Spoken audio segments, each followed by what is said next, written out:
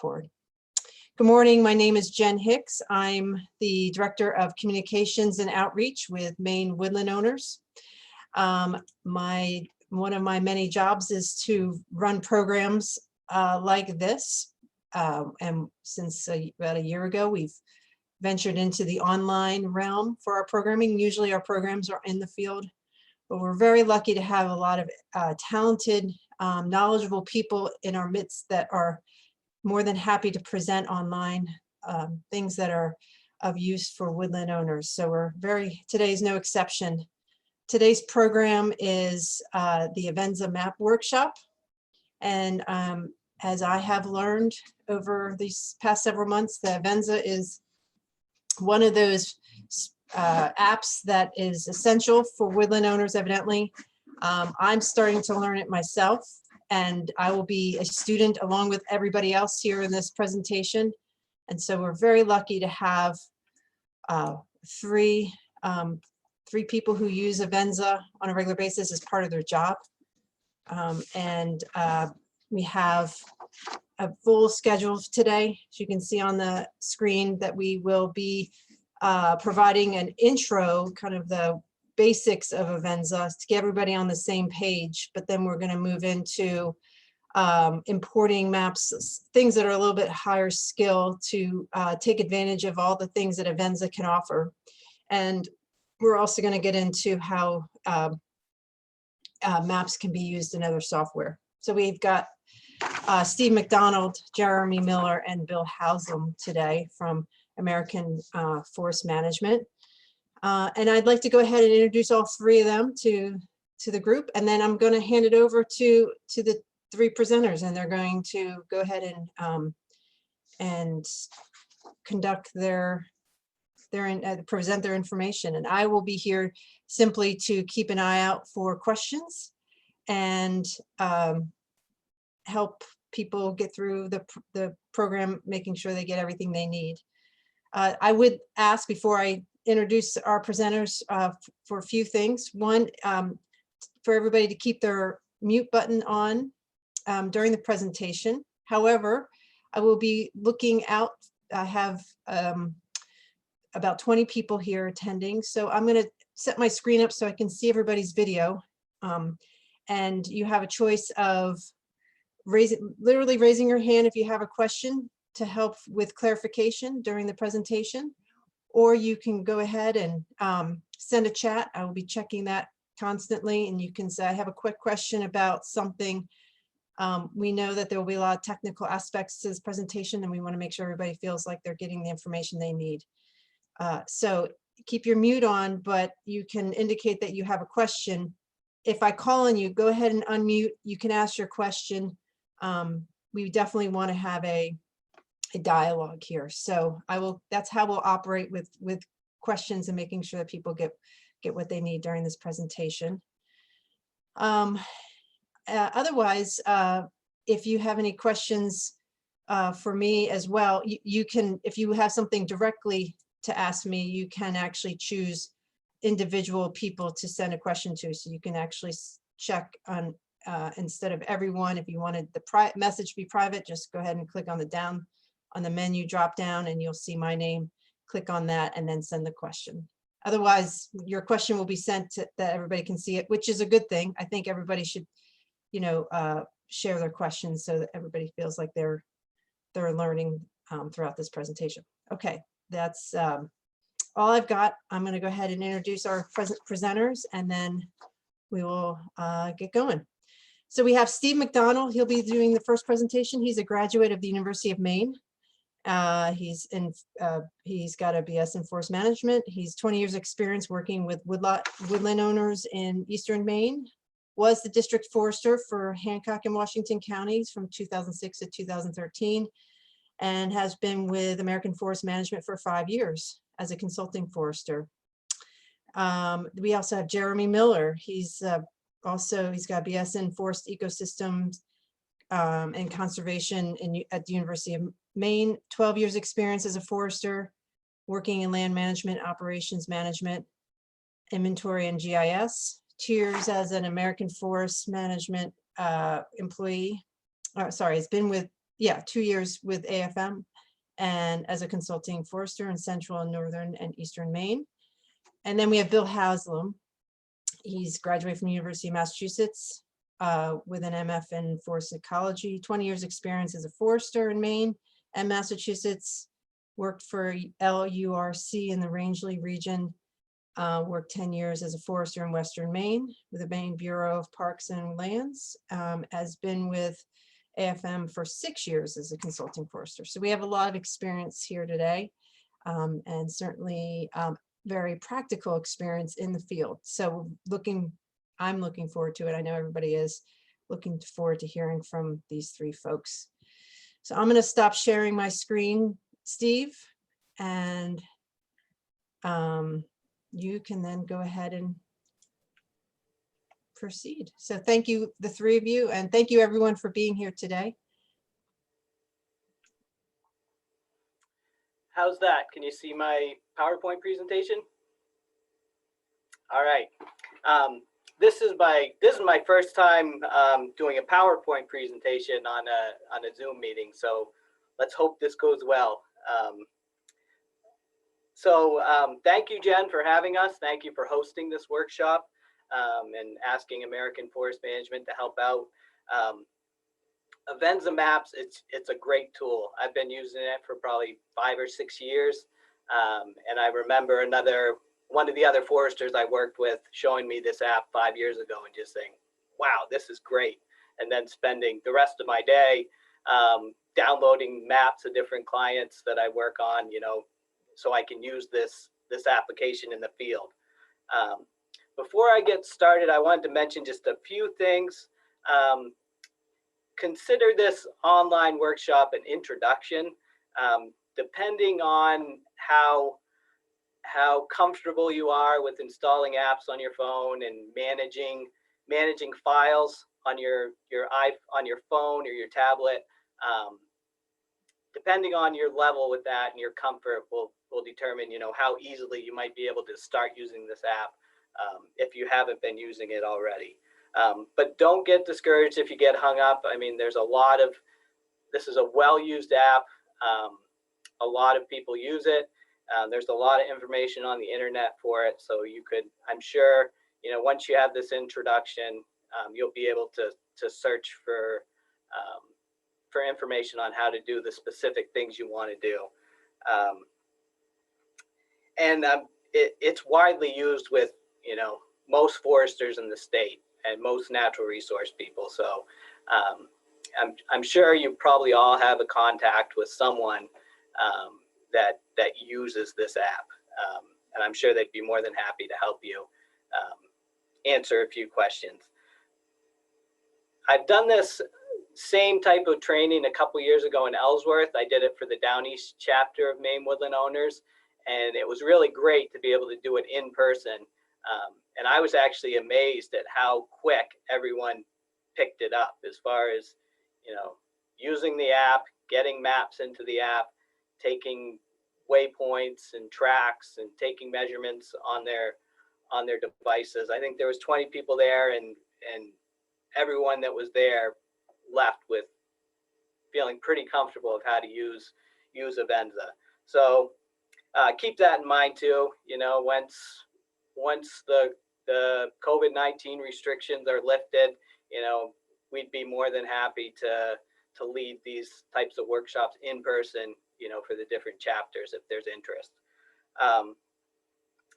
Another thing I want to direct your attention to, and I'm pretty sure Jen emailed it out to everyone, was the article that Tom Dodd had written in the most recent Maine Woodlands newsletter, where he talks about Avenza Maps. It's a great article, and he references in this article information he saved on the Maine Woodland Owners members page that you can access as well. So that will be another good resource as you start using this application. Steve, I'll just jump in. There's some folks who didn't get that link, and I will send that out to everybody, Okay. to those folks who didn't get it. Great. But it's a well-written article, and it's got a lot of information in it. So I highly recommend you take a look at it. So before I get started,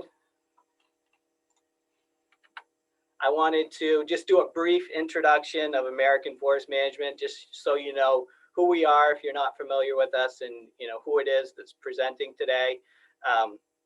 So Bill, Jeremy, and I, we all work for American Forest Management. American Forest Management, it's a national company, so it's got 49 offices in 16 different states, 260 employees. We work with both large clients and small clients. It's a large company, but it's made up of small local offices, which is what I really like about it.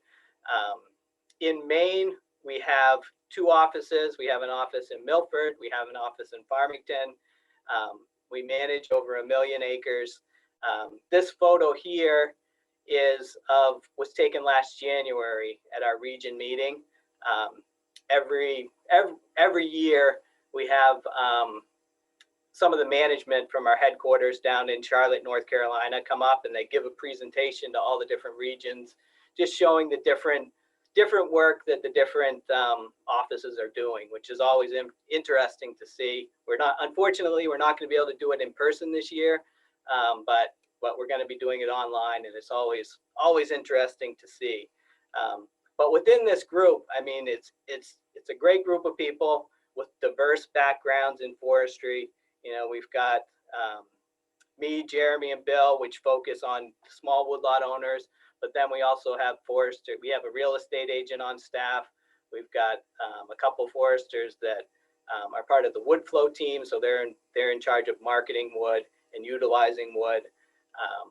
We've got foresters that specialize in inventory and LiDAR and modeling, and most of these foresters have, you know, been developed in Maine, so they've always worked in Maine, and it's just a diverse background with a lot of different experiences. You know, we have people that have worked for the Maine Forest Service, Parks and Lands, different management companies. It's just it's neat to be a part of. So within this photo, you've got, just want to point out a couple people. This is Brent Kiefer in the middle. He's the CEO of the company. Tom Margot, he's the president of the company. Both of those guys are from the Charlotte, North Carolina office. And then we've got David Cole over here on the right. Can you guys see my pointer? Okay. David Cole over here on the right, he's the region manager for Maine.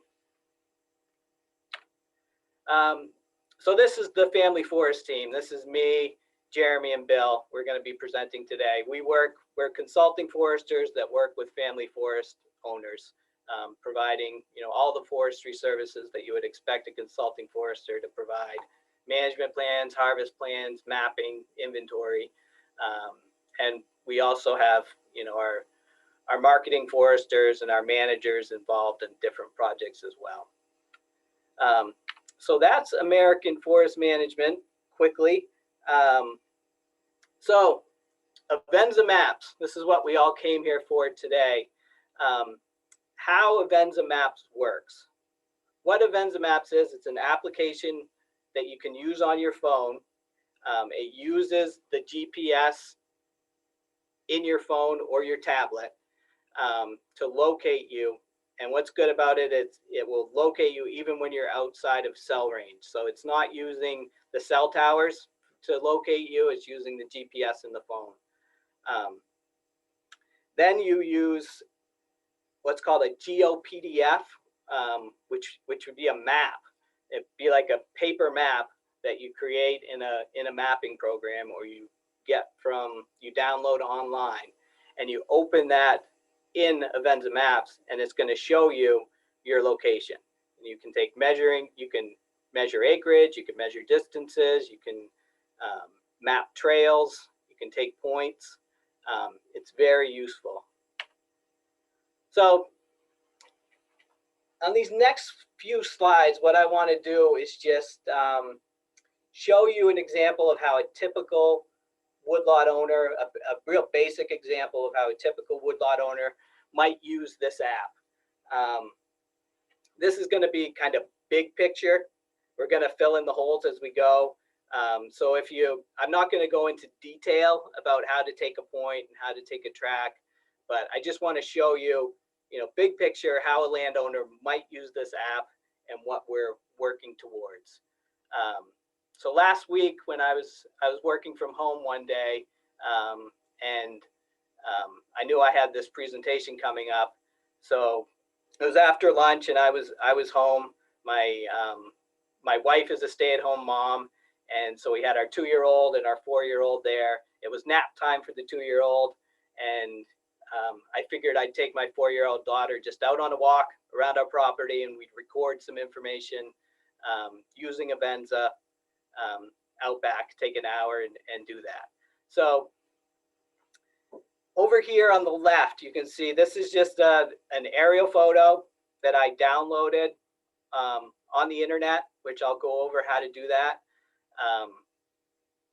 when we talk about generating maps. But this is an aerial photo of my property that we got off the internet. It's a small property. It's only 14 acres. This is my house here, and the woods go back here. You can't really see it on this photo, but there are faint black lines that are the tax map lines of the property. So what's so great about Avenza is that it takes this paper map and it puts it on your phone, and it's going to show you where you are. So this blue dot, this is my phone screen over here.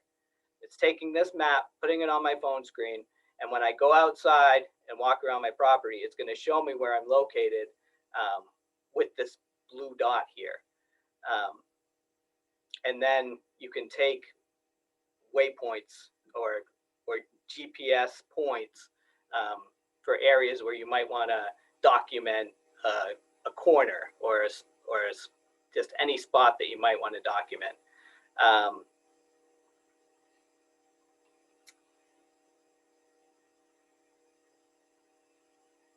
Keep in mind that this is in the presentation today, Jeremy, Bill, and I, we're going to be using, the examples we use are with Android phones or Android tablets. So if you have an iPhone, it's going to be a little bit different, but it's not that complex of an application. There's only so many buttons. So with a little digging, I'm sure you'll be able to use this information, if you're using an Apple product as well. So when I first started in forestry, when I was right out of high school, started working with a consulting forester while I was going to college, and handheld GPS units were just coming out then. But we'd always have a paper map that we took into the woods, either a tax map, or if we were lucky, a survey map, or an aerial photo of the area we were going to be walking.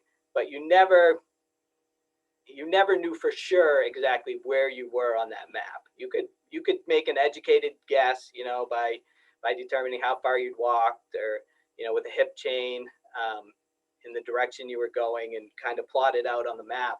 But you never knew for sure. Whereas with this program, I mean, you're out in the woods, in the middle of the woods, and that blue dot is going to show you where you are. So it's extremely useful in just exploring a property. So this is, I walk out of the house with me and Christina, my daughter, and the first thing we did was walk over to this survey pin that's on the corner of our property. Let me back up 1 second. This orange line here, this is actually a shape file, it's a polygon that I had made years prior in another computer program that I could import into this program. So Bill's going to go over this as far as you can import existing GIS data that you might have. So this orange line, I imported into the program and overlaid it over that aerial photo I had. That's going to show the boundaries of the property based on some data I had collected with a Garmin GPS unit. So I walk out of the house and we walk down to this corner here where we have a survey pin. And I just press this little button down here, you know, which is a little pin. And when I do that, it's going to open up this window that says add place mark. And within that, I can name what I'm collecting. So it's a survey pin. I can determine, I can pick different symbols that I want it to be on the map. I could take a photo of whatever I'm looking at if I would like to do that. I could write a description, a more detailed description, and it's all going to be saved, you know, with this pin on the map. And when I'm done entering what I want, I just hit this check mark up here, and then it's going to show on the map. So what me and my daughter Christina did was we just walked around the property, you know, collecting different information. The pins are points that we collected. There's some lines here, like this yellow line here. That's a gravel road. So we walked down that. There's a camper up here. And then I told Christina we could stop at any place that she wanted to, her normal stopping places on our trail, you know, that she likes to stop at. So we stopped, we just had some fun walking down the trails and stopping at different areas and snapping a photo of Christina doing whatever she liked to do in those spots. So this was one of our stopping places here. You know, it's a place where there's just a puddle along the trail, and it's her spot where she likes to smash ice. So we dropped a pin there on the screen and filled out this information. I snapped a photo of her. And once I've entered that information,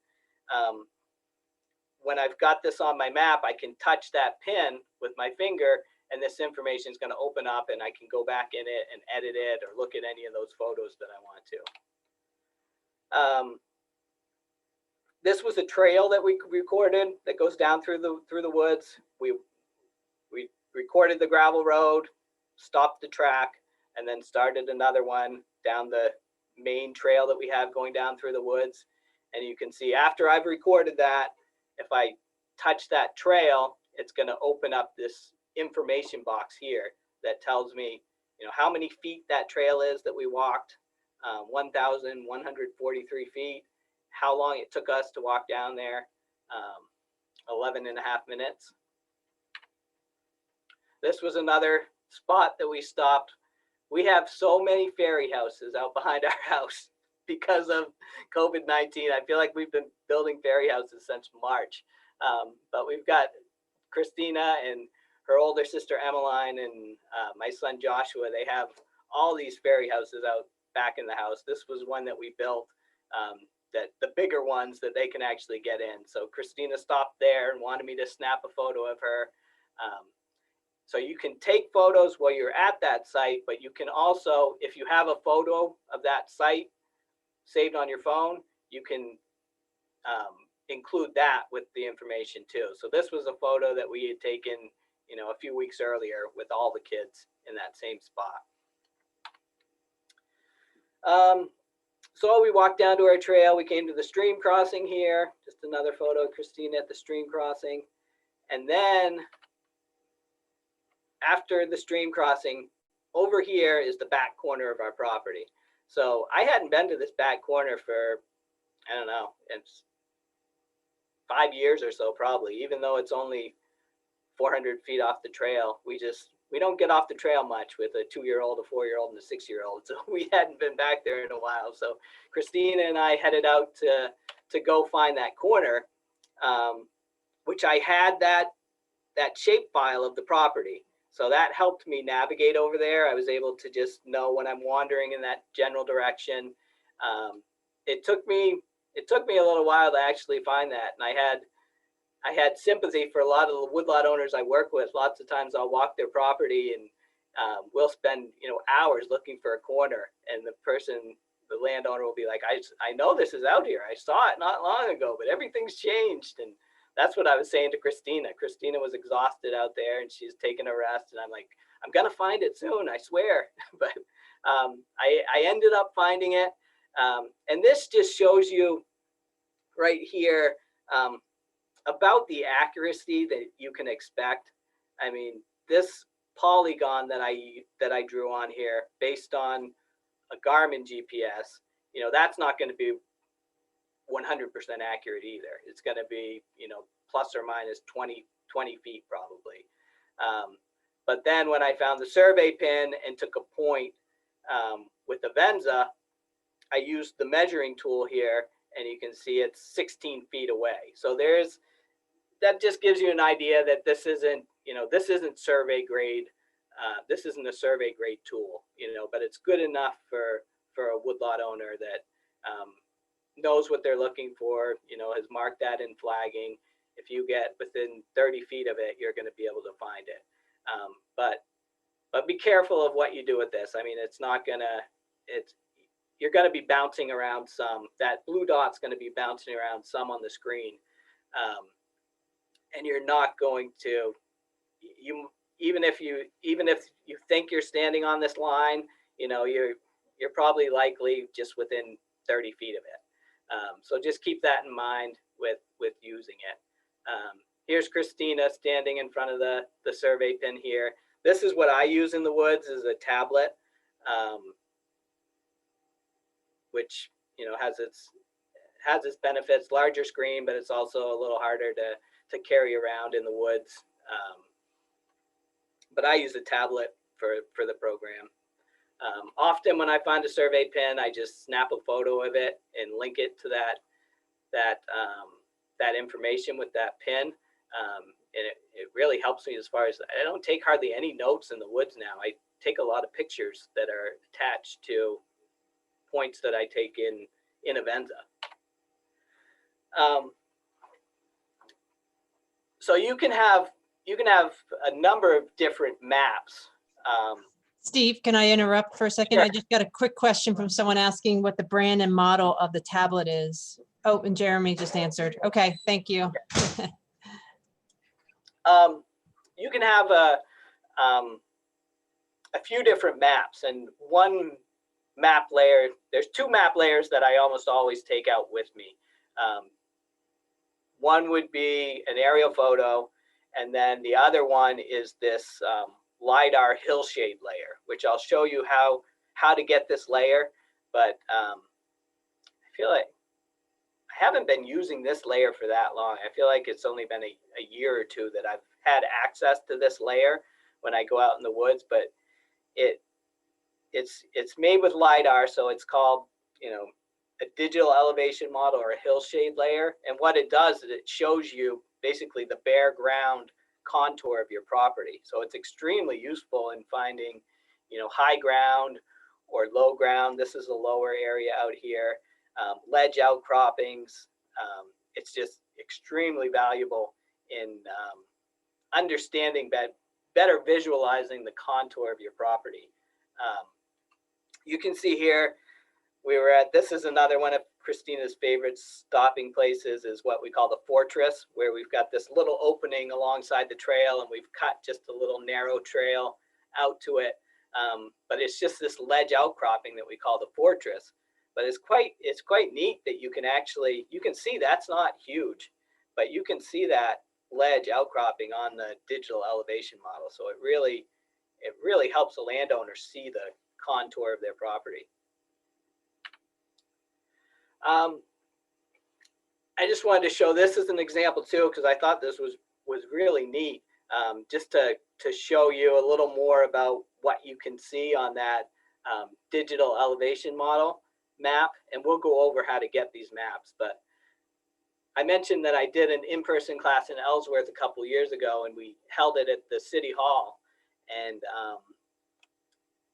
prior to the class, I was downloading, you know, an aerial photo and a LiDAR hillshade or digital elevation map that I could use for the participants in the class. So I was looking at the Ellsworth area, and I grew up in Ellsworth. I grew up on this road up here, which is called Fairground Road. This is the hospital in Ellsworth, and this is High Street here, and this goes out to Washington Junction Road. But I grew up on Fairground Road, and I'd play out. We'd go walking out in these woods out here. And the reason why it's called Fairground Road is because the old fairgrounds of Ellsworth used to be up here. And, you know, my dad had talked about it. He had photos and stuff up there. So it was just, something, it was kind of neat knowing that there was an old fairground out there. But when I was looking at the digital elevation model for Ellsworth, it was really neat that, I zoomed in with the aerial photo, and then I turned on the digital elevation model, and you can actually see the old fairgrounds racetrack out there from this digital elevation model. And I mean, you would have no idea that was there other than this digital elevation model. I mean, I played out there when I was young, and we'd walk on this road here, but this was all woods out here. You had no idea that was actually where the racetrack was. I thought that was really neat. So it shows you, and when you look at it for your property and you start seeing those contours and those different areas, it really helps you better visualize your property. Yeah, but this was just some photos that were online. You can see this was the old fairgrounds in Ellsworth, back in the 1930s, and you can see the bank of that racetrack there. You'd have no idea that was there now. It's just all woods, but it still shows up in this digital elevation model, and that's the racetrack. Another photo of it. This is just another example of how we use the program. We oversee a lot of timber harvests, and a lot of the logging contractors that we work with also have this program and use it. So they have the people that run the cutting equipment especially. So this is an example. This is a harvest that I am overseeing down in Addison. The operator has Avenza Maps on a tablet in their cab, and he's recording the tracks while he's cutting the woodlot. So these are all harvest trails where the cut to length processor is gone. So he's recording that information, and then once a week he uploads this information to Dropbox, but you could upload it to a bunch of different sites. And then I can download it into my Avenza Maps pretty easily. So when I go out and inspect that harvest job, I've got this on Avenza Maps showing where all the different harvest trails are. And I have an idea of how far he's progressed on the harvesting job. And it's most of the logging contractors. I mean, we've got a lot of logging contractors that are in their mid 60s, late 60s. And they pick this up and use it. And, it's a tool that they ask for now. If they don't have a map for Avenza now out in the woods, they're definitely asking for it.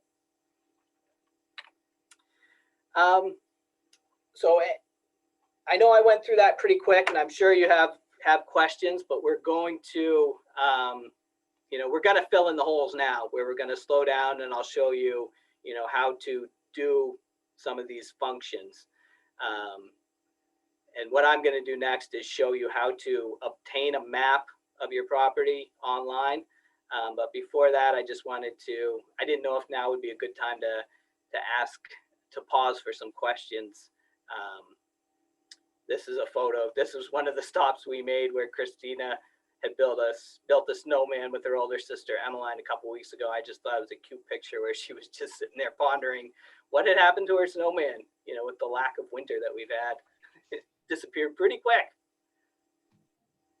So did anyone have any questions that I might answer now, or should we keep plugging along? Anyone who has a question can just go ahead and jump in.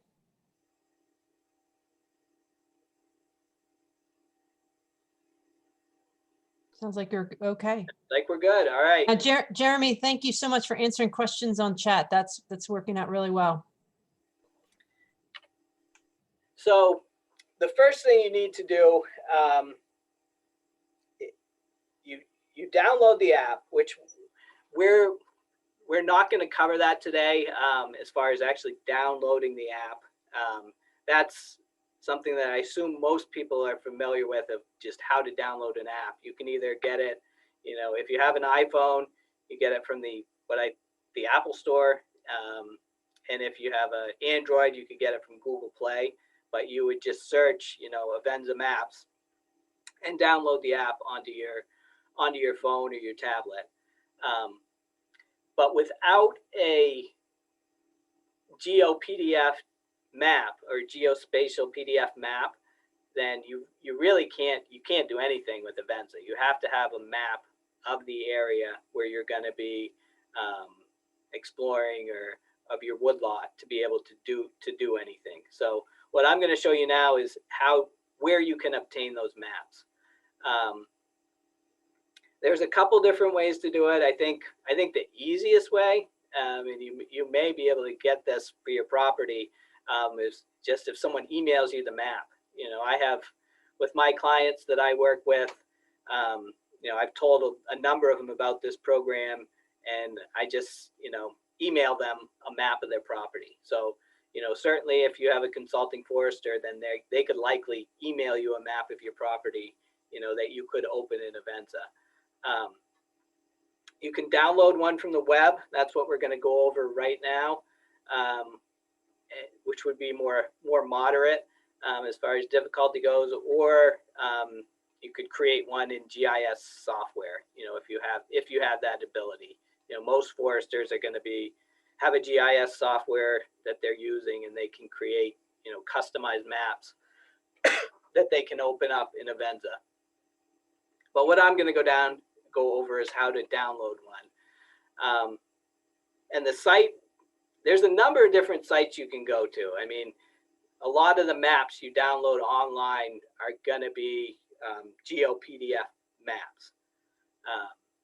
A lot of the land trusts have their maps of their properties, and most of those are geo-referenced. The statewide standards maps that the Forest Service has for water quality, those are all geo-referenced. The beginning with habitat maps, if you search that online, where they have, you know, threatened endangered species and riparian zones, those are all geo-referenced, so you can get those. But this is the site that I use quite a bit if I'm going to download a map online.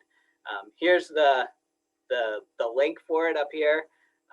But if you just search Maine LiDAR, you're going to find this website here. And when you search that and you click on the web page, you're going to get this first message that just says, you know, this is just a viewer where you can view, you know, images and LiDAR data, hill shade models made from LiDAR data. But if you were, what they're saying here is, you know, if you wanted the actual LiDAR data, which is, you know, where they've shot lasers down at the ground, and there's the information in there that some people use to make pretty high-tech stuff on their woodlot. That's telling you where you could get that, but you're likely not going to be interested in that. So you just click OK. So you've got, and this is on a desktop too. This is on a desktop computer. You can do this on your phone or your tablet. I was successful in actually, you know, right on my tablet or on my phone too, zooming into an area that I want and creating a map and saving it on my phone directly. It can be done, but it is easier to do it on a laptop if you have it. So this is the first screen you see here. You know, it's a map of Maine. These gray areas, this is where that LiDAR hill shade data is available. So you can see where it's available for most of the state, other than the northern part. So the first thing I do when I open up that page is there's this layer list up here in the upper right hand corner with these like 3 sheets of paper. I click on that, and then I go down to this box that's checked that says Maine LiDAR Hillshade, and I shut it off. So that's going to get rid of that gray hillshade layer. And the reason I get rid of that is just because it's easier to navigate to the area where you're interested in if you shut that off. If you have that on, all you see is a gray background. If you have that on, all you see is a gray background. If you shut it off, then you have the option to have, you know, aerial photos or topographic maps as your background. So what you do is you just zoom in to the area that you're interested in. You can use these, the plus is the zoom in button, the negative is the zoom out button. You can also just use the roller on your mouse to zoom in. So here I've just zoomed in to where my house is located. I know it's, you know, in between Wilbur Lane and the Pomeroy Road. So I've got the right area there. I zoom in to the window of where I want. And then I click on the base map gallery button up here. And when I click on that, it's going to open up all these options for the background of the map, what's called the base map. So you can have a topographic map, you can have an image. Those are really the two that I use, either a topographic map or the aerial photo image. Then after I've zoomed in and I know I'm close to where my property is, then I go back to the layer list with those 3 sheets of paper, and I turn on the main parcels organized town layer.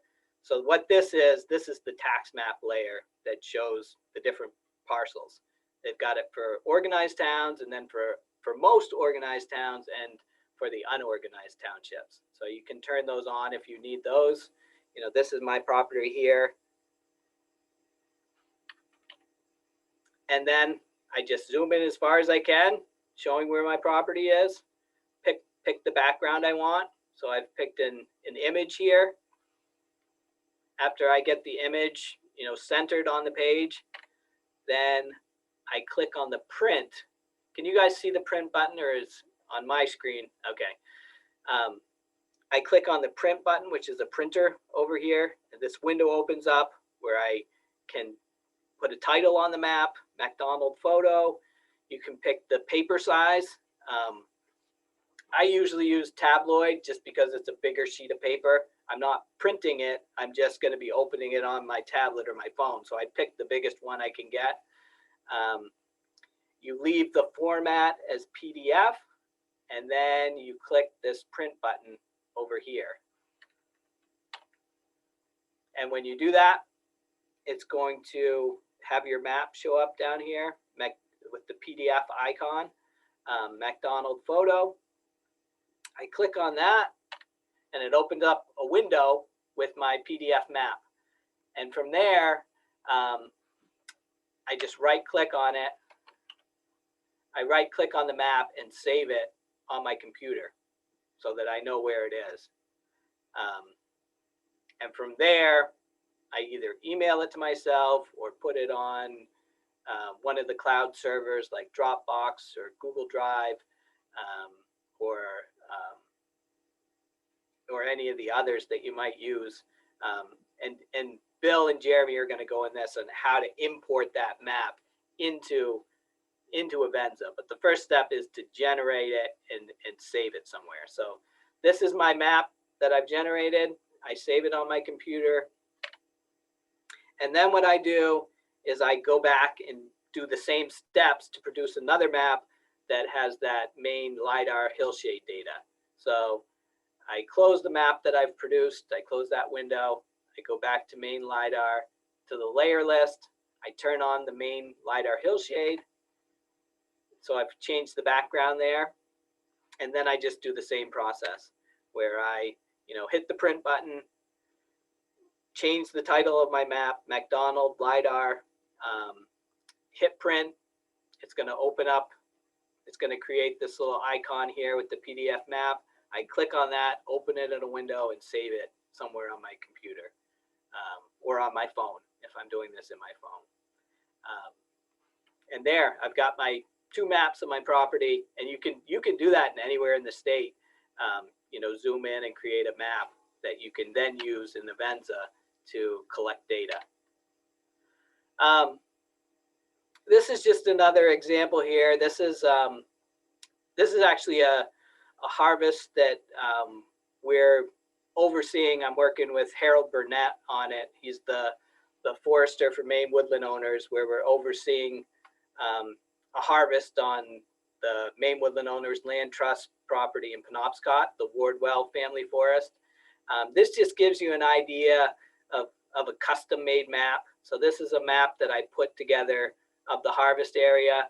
You know, there's a number of streams on that property. So, I mean, what's really good about a GIS program is that I can easily put buffers along those streams. You know, so I put buffers along the streams, buffers along this wetland here, and it's going to create polygons of the different harvest areas for that harvest area. So I can use that for inspections. If the logging contractor has Avenza that they use in their cab, then they can use this to determine where they are in the property and how many acres they have left to harvest or how many acres they've covered.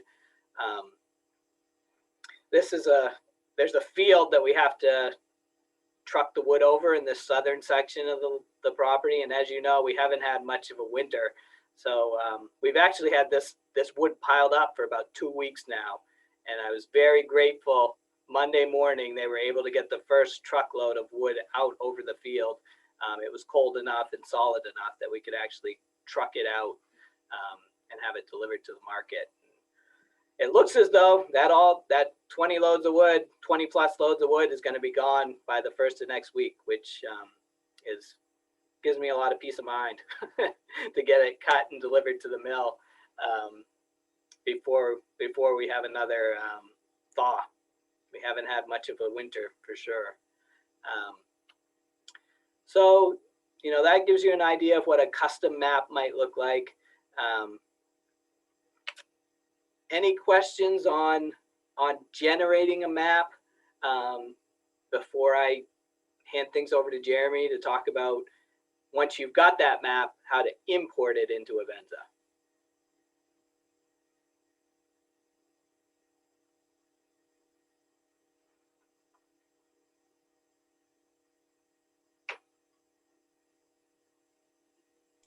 Tom Allen, go ahead.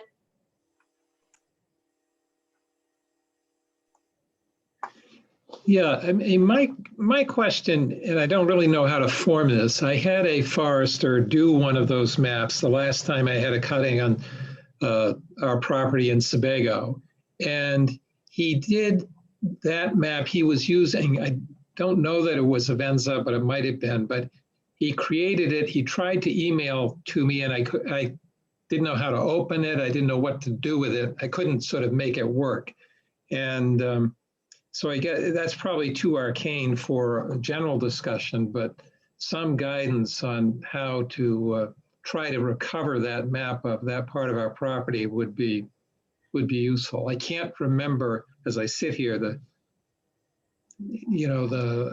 how he described it, what it was made of, but it might have been Avenza. I'm just not sure. Yeah. I mean, it's hard telling, you know, without knowing what type of map it was. But there's a lot of different options of how to open the map and get it in Avenza, which I'm sure Jeremy's going to go over. I'll go back and try to figure it out. Sure. Yeah. Not today, but thank you. You're welcome.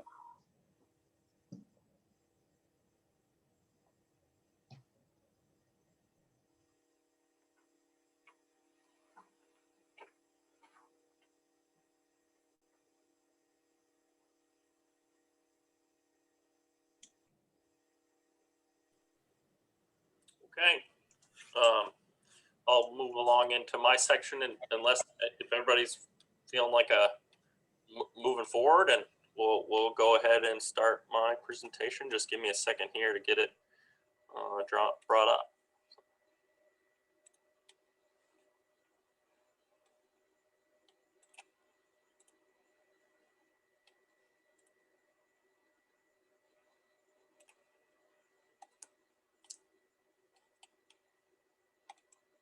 Okay.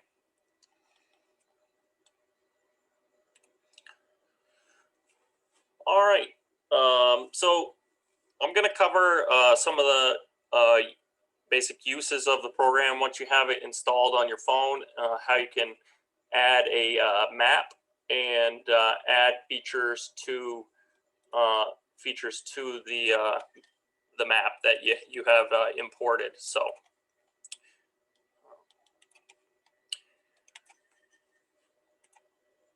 okay, so to import a map, when you open your program, this will be the screen you'll see without the blue folders there. Those are things I've added. But you'll see this home screen and this little yellow button with the plus sign down in the bottom right corner. And that's how you'll proceed to adding a map to the program. So if you click on that button, it'll bring up this next screen with 3 options in the bottom left-hand corner to download or import a map, add a folder, or add a collection. So in this program, you can do file management similar to how you would anywhere else on your phone. You could create a folder and store the maps in there. A collection is a storage folder that actually links all the maps together. So when you record a point on one map, it'll actually show on the other map.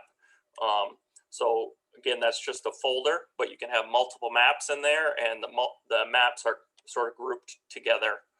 And then the third button is the download or import a map button, and that's the one we're after to add a map to the project. We'll go ahead and click that, and that'll bring you to the add map screen that you see here. There's a couple options here. You can get a map from the store. That's the Avenza PDF Maps store.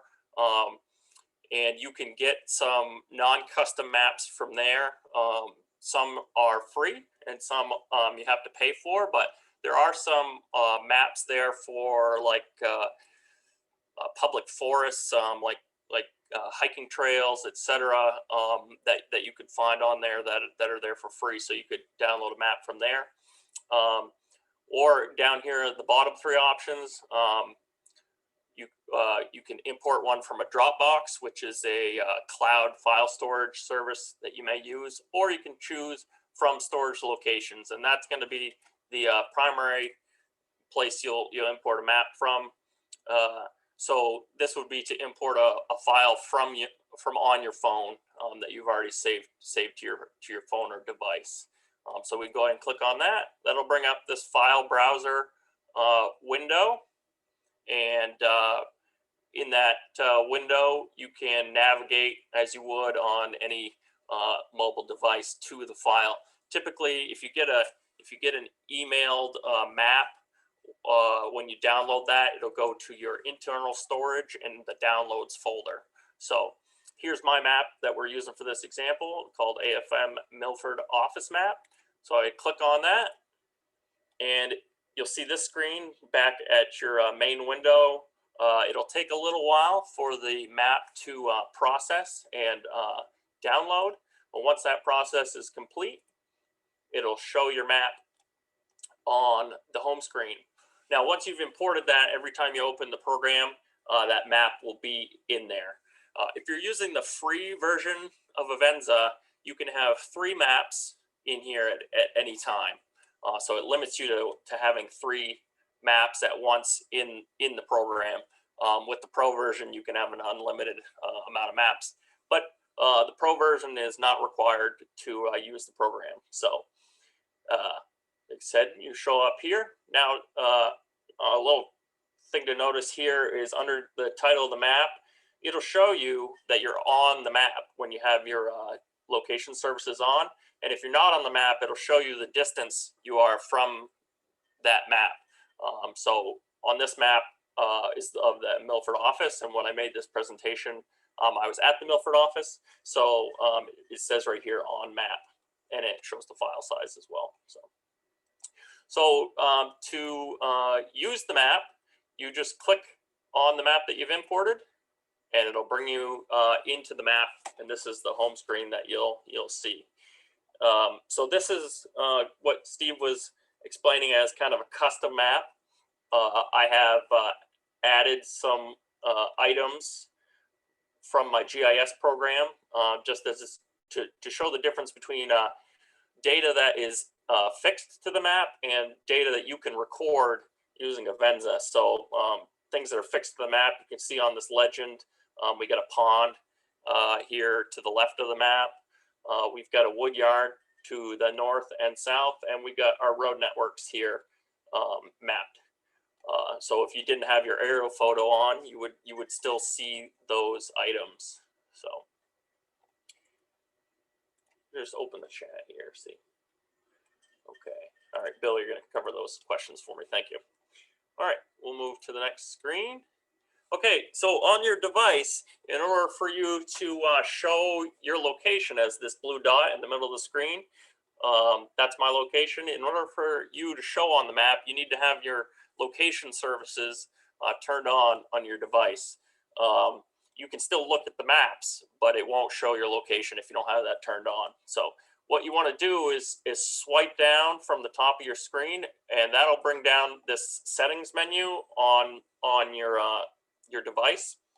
And then in these various options is your location button. And you can see it's grayed out right now, so that means my location services weren't on. You go ahead and click on that button and it'll turn blue like these other three here, which means that the location services are on. Once you've done that, you can swipe that settings screen back to the top and go back to your map. So now that we got our location services on, you can see that the blue dot right there is our Milford office, and I was in the parking lot for this map. So that's how you import a map and start showing your location. If everybody's good with that, we'll go over some of the things to note on the map screen. Okay, so we talked about one, the blue dot there is your location, and the red arrow is pointing to my location and where it shows you. The next thing to notice is the map crosshairs, and that's this yellow crosshair in the middle of the screen, and that's useful for when you draw features like a line or a shape, or record a point that's not at your physical location. That crosshairs is where it'll record that point or vertex on a line. So you want to take note of that. It's not the same as your actual location. Next thing is the center map button, and that's in the bottom left hand corner. That's this little round button in the bottom left, and that button will center the crosshairs on your map location. So you can see in this example that the crosshairs are not centered on my GPS location. By pressing that button, that will move the crosshairs to be fixed on the blue dot, which is your location. The next button that's available here is the record waypoint button.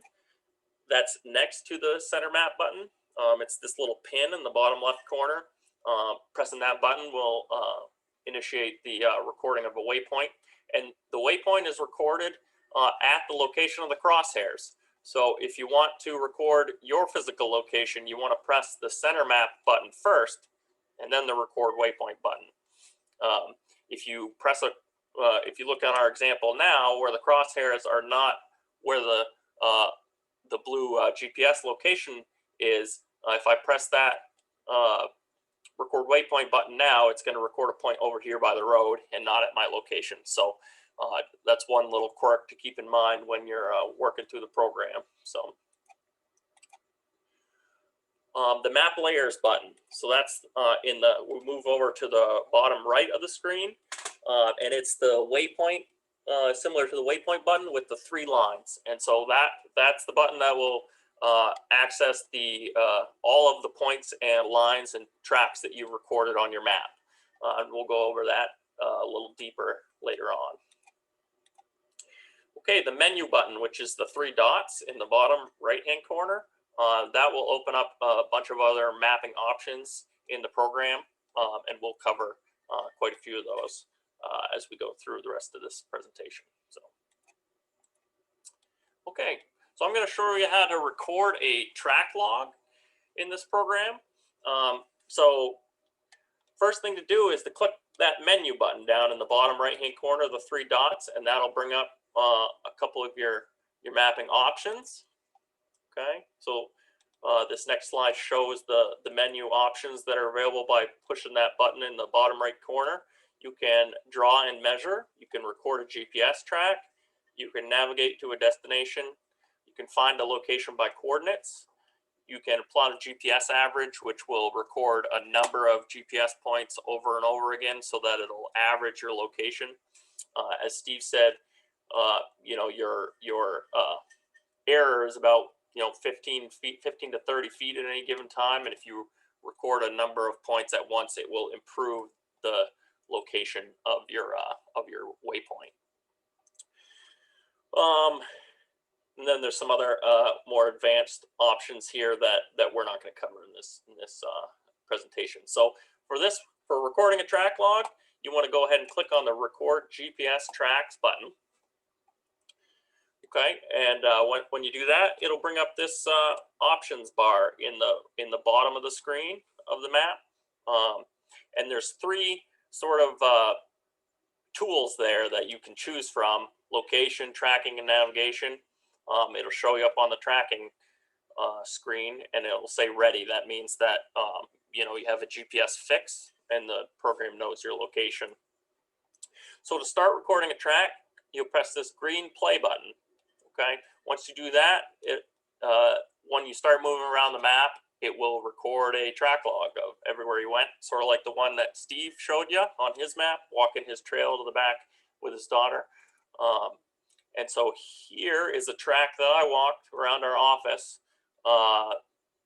just exploring the various features on my map. I walked out through this wood yard, up to the road, down the road, went out to the pond, and came back and went to the office. And that was, as you can see in the bottom right, that green button shows the pause symbol. That means that you are recording a track, and this orange bar on the bottom of the map shows tracking. So that means that you are tracking. While you're doing that, you can press the pause button to stop tracking momentarily, and then press it again to begin recording again. When you do that, it'll leave a gap in your track, but it'll still be one track instead of multiple files. When you hit the stop button, it'll stop tracking and it'll save the file, so the track will then be complete, and you can't really restart it. Okay, so once you're done tracking, you can hit the stop button and it'll save this track to the map. Once it's saved, if you want to access the track's information, you just go ahead and click on the track, and it'll bring up this dialog box here that says My Track with the distance and the time. And if you click on that button, it'll bring you to further options for that track. So recording a waypoint is a similar process. We want to remember that if you're trying to mark the location where you're physically at, you want to make sure you center you want to center the crosshairs on your location by pressing that bottom left button. And then once you've done that, the crosshairs will be centered around your blue dot, and you can press the record waypoint button right next to it. Now, like as I said earlier, you can also record a waypoint anywhere the crosshairs are, but it depends on what you're trying to record. If you want to record your location, make sure you press the crosshairs button down in the bottom left to center it, and then you can hit the record waypoint button. If you want to add a waypoint anywhere on the map, you can just navigate the crosshairs to that location and add the point.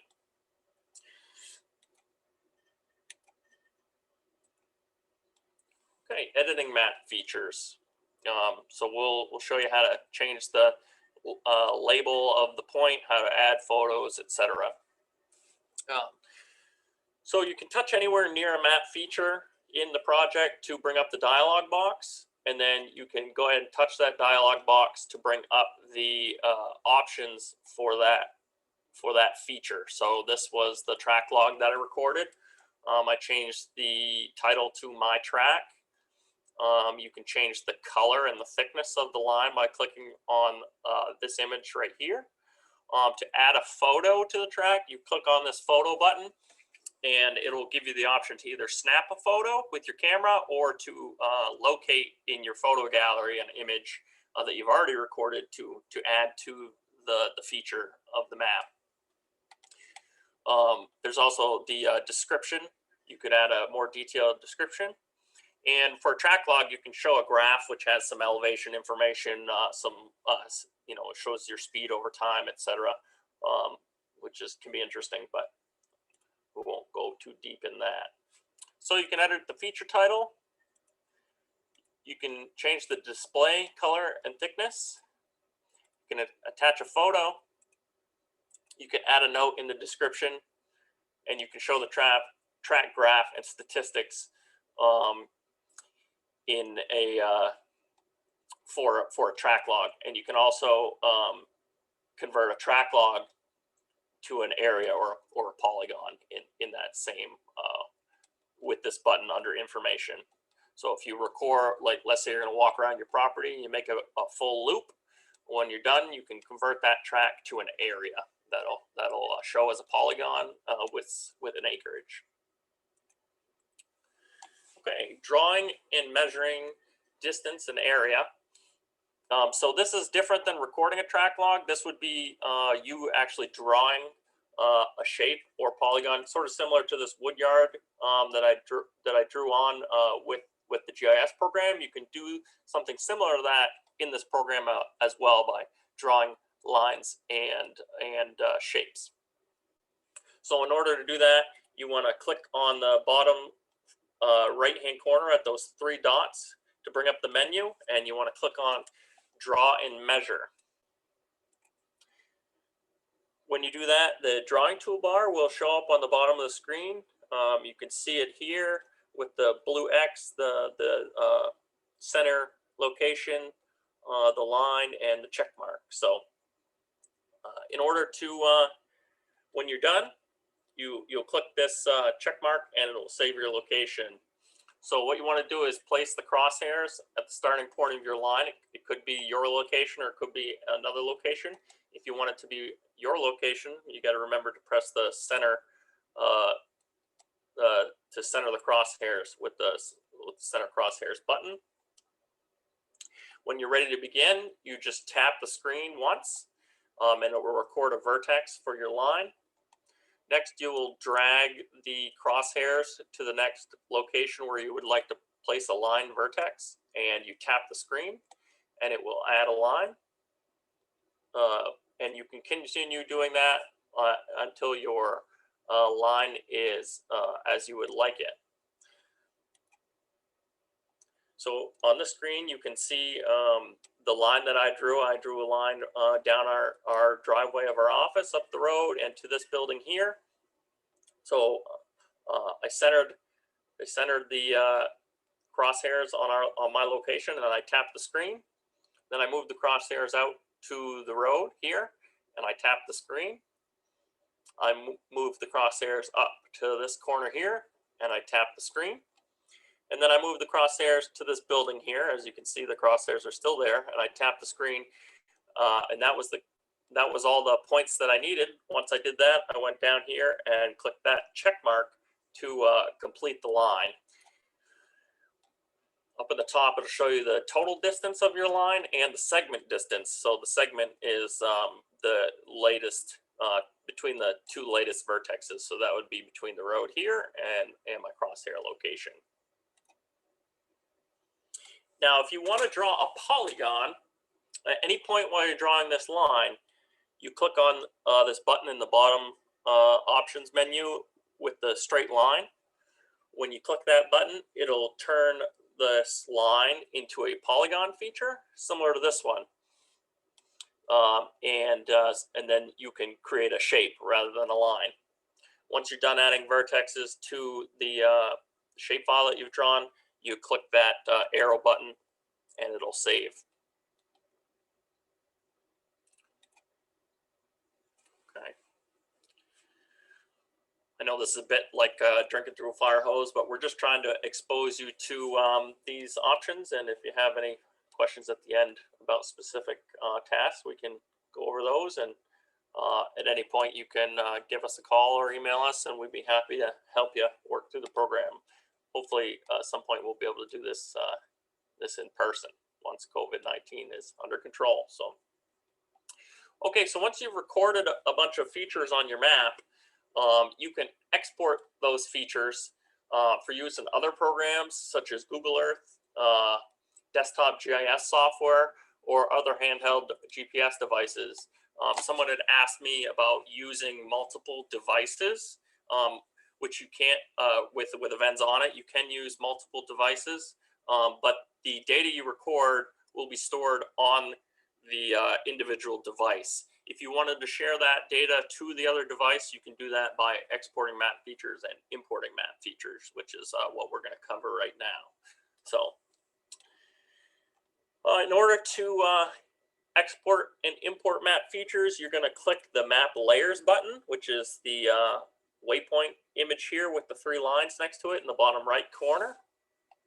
When you click that, it'll bring up the map layers window. So as you can see, this is the data that I've recorded, the list of the data that I've recorded. In the first layer, there's 1 track, and in the second layer, there's 3 place marks. You can click on these layers and it'll show you the individual features, and you can access them to edit them this way as well. So in order to export these features, you want to click the 3 bars in the bottom right hand corner. That'll bring up this menu option of exporting layers or importing layers. In this window, we're going to export layers, so we'll click the export button. And that'll bring up the export layers window. Here, you'll name your file, which I have as mywalk.kml.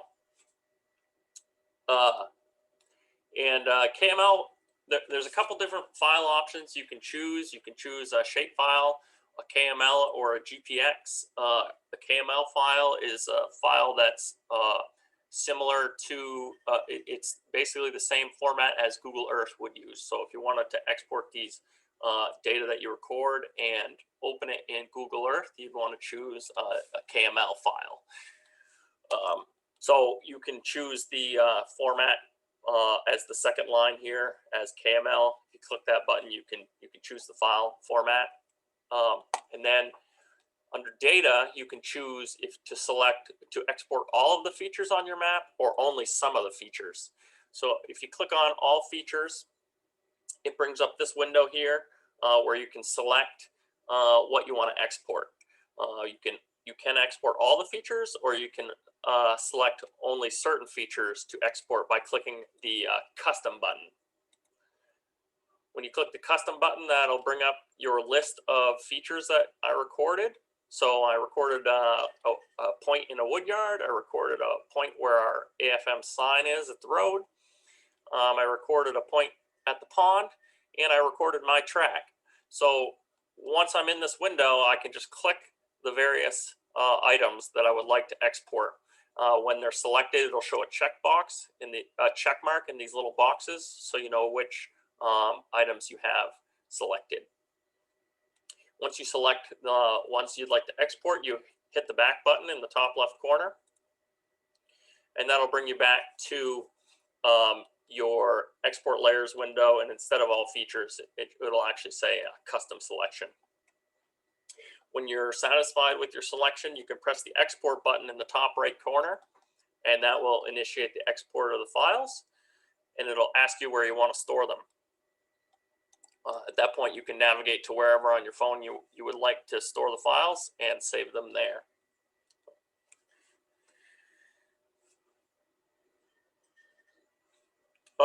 Bill, I went into your section, didn't I? Sorry about that. Not a problem. You're doing great, Jeremy. Well, You know it's your inside turn. and So, out. sorry, got carried away. So I'm going to turn it over to Bill to go over the remaining features and let him finish up, and then we'll take some questions. Does anybody have any quick questions for Jeremy before Bill starts? Let me stop sharing here so I can get back to the comment box. Jump in if you have a quick question, any question there. And again, Bill and Steve, thanks for answering questions on chat. I think that's working out really well. So something pops in your mind or you need clarification. In this case, Jeremy and Steve will respond back to you that way. I think that's helpful for everybody. Do we have any questions before I continue on with what Jeremy was doing?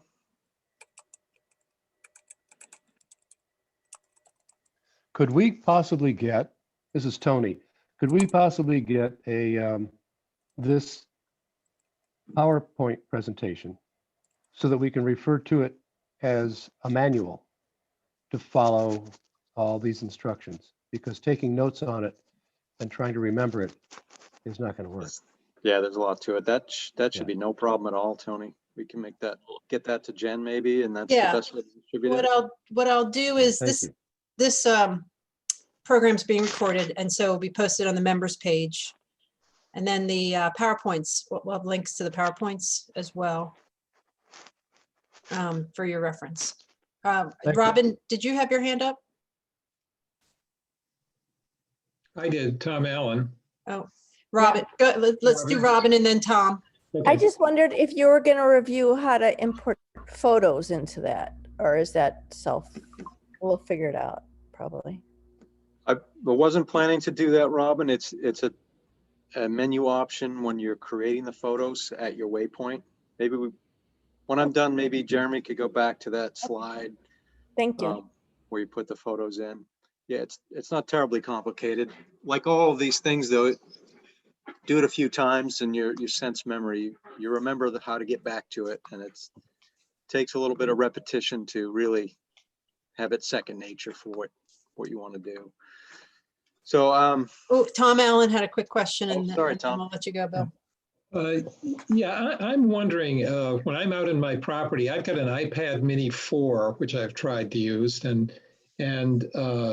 but I've barely gotten into this technology, but I do find that it doesn't do very well in the woods. I mean, I can't get a signal much of the time. And I wondered among, the various phones and the tablets, are there some manufacturers whose products do better in the Maine woods than others that we ought to be aware of? I don't have an exhaustive list of that. Jeremy, you have any thoughts? No, probably, I think, the newer devices, obviously technology improves over time. And I think that goes for the GPS services on the devices as well. But I think, with our phones and tablets, there's times where the accuracy is not so great. But I think this program is not really a substitute if you're trying to get really precise GPS points or details. As Steve mentioned, this isn't really the solution for that specifically. But yeah, I think a newer device often will have better connectivity, but sometimes it just, as you said, the connectivity is not great. And that's where a handheld GPS, if you need that accuracy and that consistency, is the way to go.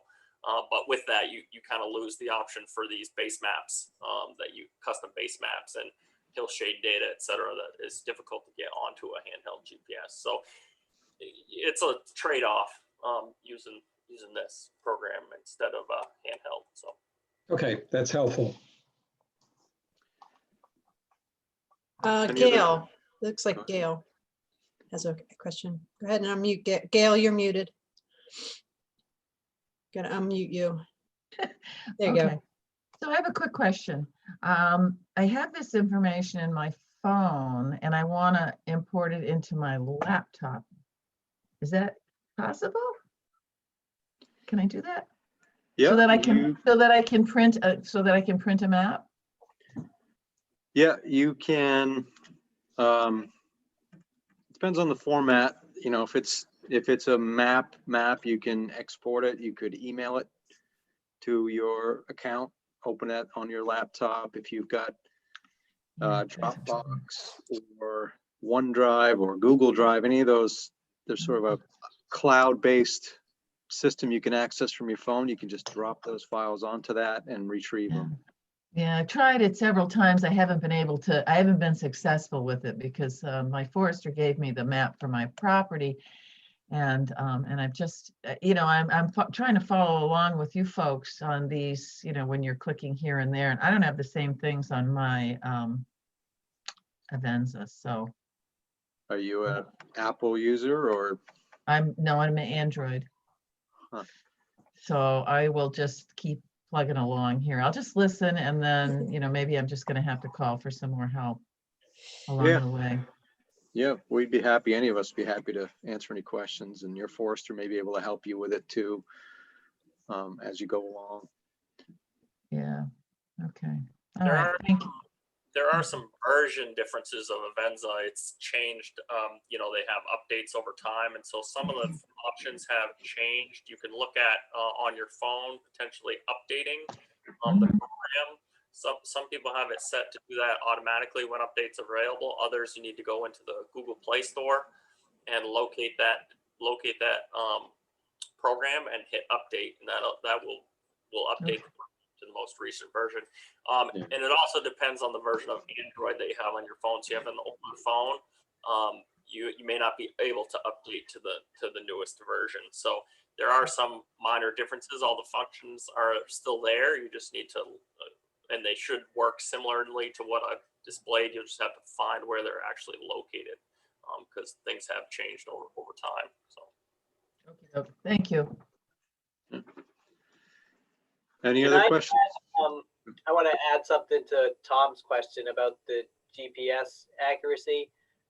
You can, they're not cheap, but you can get what's called a Garmin Glow, which is a Bluetooth GPS that it's just it's no longer than like 2 inches, and it's about 1 inch wide. And it's a GPS receiver that connects to your phone or your tablet through Bluetooth. And that's what the Avenza will use if you have that connected for Bluetooth. So it's a little more, it's more accurate, but it's at least $100.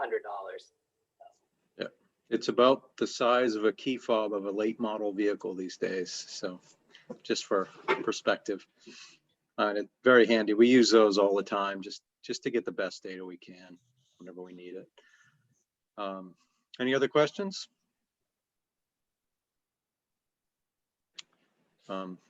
Interrupt me if you do. I'm gonna just start back up on exporting. Just real quick. That's called a Garmin Glow, G-L-O. G-L-O. Yep. Thank you. So Jeremy started this. You can export your map features. We're in the export layers button.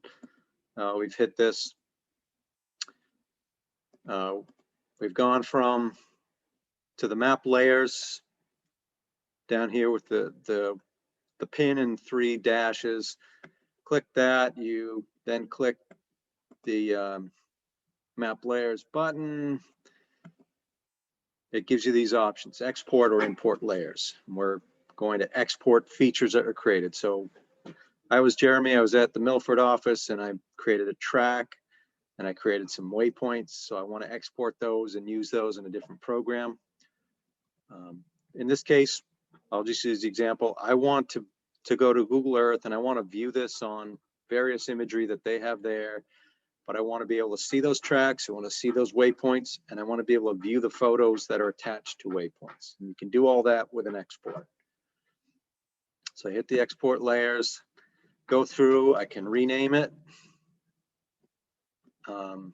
I can select the format. So if I want to go to Google Earth, I want a KML photo, KML file type. And then I choose what portions of the data I want to export. So if I want everything that I have associated with this map, I stick with all features. If I want just a few select waypoints, I click on that all features right where it has that title there. This menu comes up, and I can continue with all features if I change my mind, or I can select custom. Schema only is beyond the scope of this discussion, but it's another option where you can have customized display that can transfer onto the files. but we'll just concentrate. All features is everything there. Custom is you're selecting a subset of what you've created on your map. So here's when you hit the custom, it shows a list of everything that's there. So now I've got this layer, so one track. I've got another that it's entitled My Track, another layer with these, well, that's my track is the layer in this layer. And there's another layer with 3 waypoints. You can select this full layer and everything underneath it, or you can just go underneath and I can select individual waypoints there. So we're going with all features here. Decided, oh, there's not that much there. I want all this data. Now I'm ready to export. In the upper right-hand corner of the screen, you hit the export button. Now, I don't have a slide for this, but once you hit the export button, it is going to ask you to choose where to export to.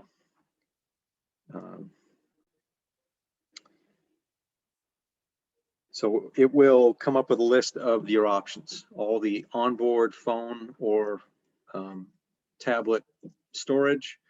If you have OneDrive or Dropbox or any of those cloud-based sources, those will be listed. There's all the other ways to navigate files that may show up too. The simplest thing is to download it to your documents or your download folder, and then you can retrieve that in your email and export that depending on size of the file and the limitations of your email system. And once you get that, I'm going to try to share another image here while I'm here. So hopefully this will show up. And are you seeing an image with a bunch of scraggly lines on it and some tracks with labels on them? You guys seeing that? Yep, got it. Okay. So this is a job I did. You know, these orange lines are boundaries that this is my raw layout that I did for a job that I was going to transfer to another map. Waypoints are smaller pieces. So I've got this front yard edge, and I wanted to document what this looked like before we operated. So I'm on Google Earth, and I know I've got some photos, and I want to know what this looked like before we did any operations in here. So I want to show the landowner, here's what we started with, and I'll show after the job. I'll go back, take some more photos in that location and show the post-harvest. So there you go. It's attached. It's right there on the specific location. So you know that this meandering trail that's on in the woods here is right at that location. So that's just an idea of what you can do. It's all tagged to it with that simple download to a KML file. You can open that file, just click on it on your computer, Google Earth will come up, or click on it on your phone, Google Earth will come up, and you have this ability to look at your photos, where they're located on the ground, and to have that quick recall. So as a forester, you'll look at some of these that I meant. I've got these numbers associated. So I went through and I didn't take pictures on all of them. But these numbers refer to the stocking of the stand. So I can go through and make a real reference and map out what kind of stocking in the forest there is, what density of tree growth there is. These are all basal area numbers, if you know basal area. And if I really want to, I can associate pictures with that. Sometimes it's useful, sometimes it's not, but you have that option. So it can really, once I get back to my office and I'm writing up a plan for a harvest or a management plan, I've got this to reference so that I can be as specific as I really want to be with that plan. So the other options for export were, let me go back to that.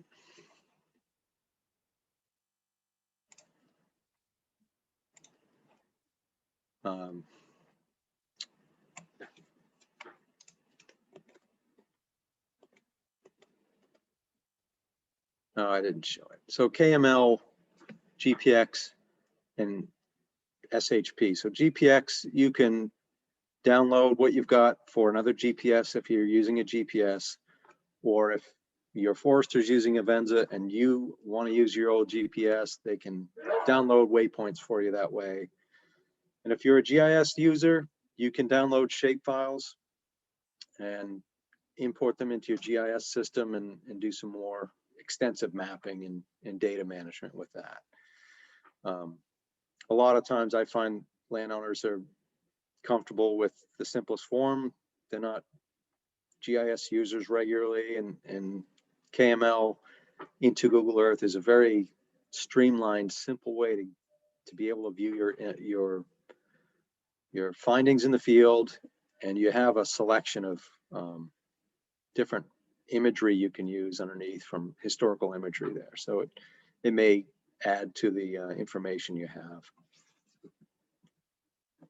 So we've exported, and basically that's the export process. So once you've clicked export, asks you where you want to save it. I'm guilty of not always being as specific as I should be about where I export to, and then I go back a day later and think, you know, where did I put it? So it's good to have a system. You know, I'm going to download these always in my download folder or my documents folder with a map exports folder underneath that. But that's a system you have to work out that will work for you. Jumping to, we looked at the export and import layers. So we talked about exporting track files, and Steve had an example where he had a harvest and his operator had been tracking where the machine's been going so he could keep updates. So if that operator exports a KML file, shares that with me or Steve or whoever it is, you can then click this import layers and you'll go through the same dialog where you select the file type. It'll ask you where it's coming from. You go out to wherever you've stored that, and then you can import that directly into this map. And it will show up in this list of layers, just like the layers you've created on the map itself. So it'll now become a part of that map. Whenever you open it up, after you say you've closed out, it will be there until you discard it. Bill, Robin has a question. She's got her hand up. Sure. Could you give me an example of when you would use a GPX file instead of a KML file, please? Thank you. Sure. If you have a Garmin GPS, standalone GPS unit, those take a GPX file type. So they will not, most of them I haven't used one in a while now, to be honest. They may accept different file types, but you know, my GPS is 10 years old and it only uses those Garmin, and that's GPX is a Garmin file type. So if you have that, you'll use that.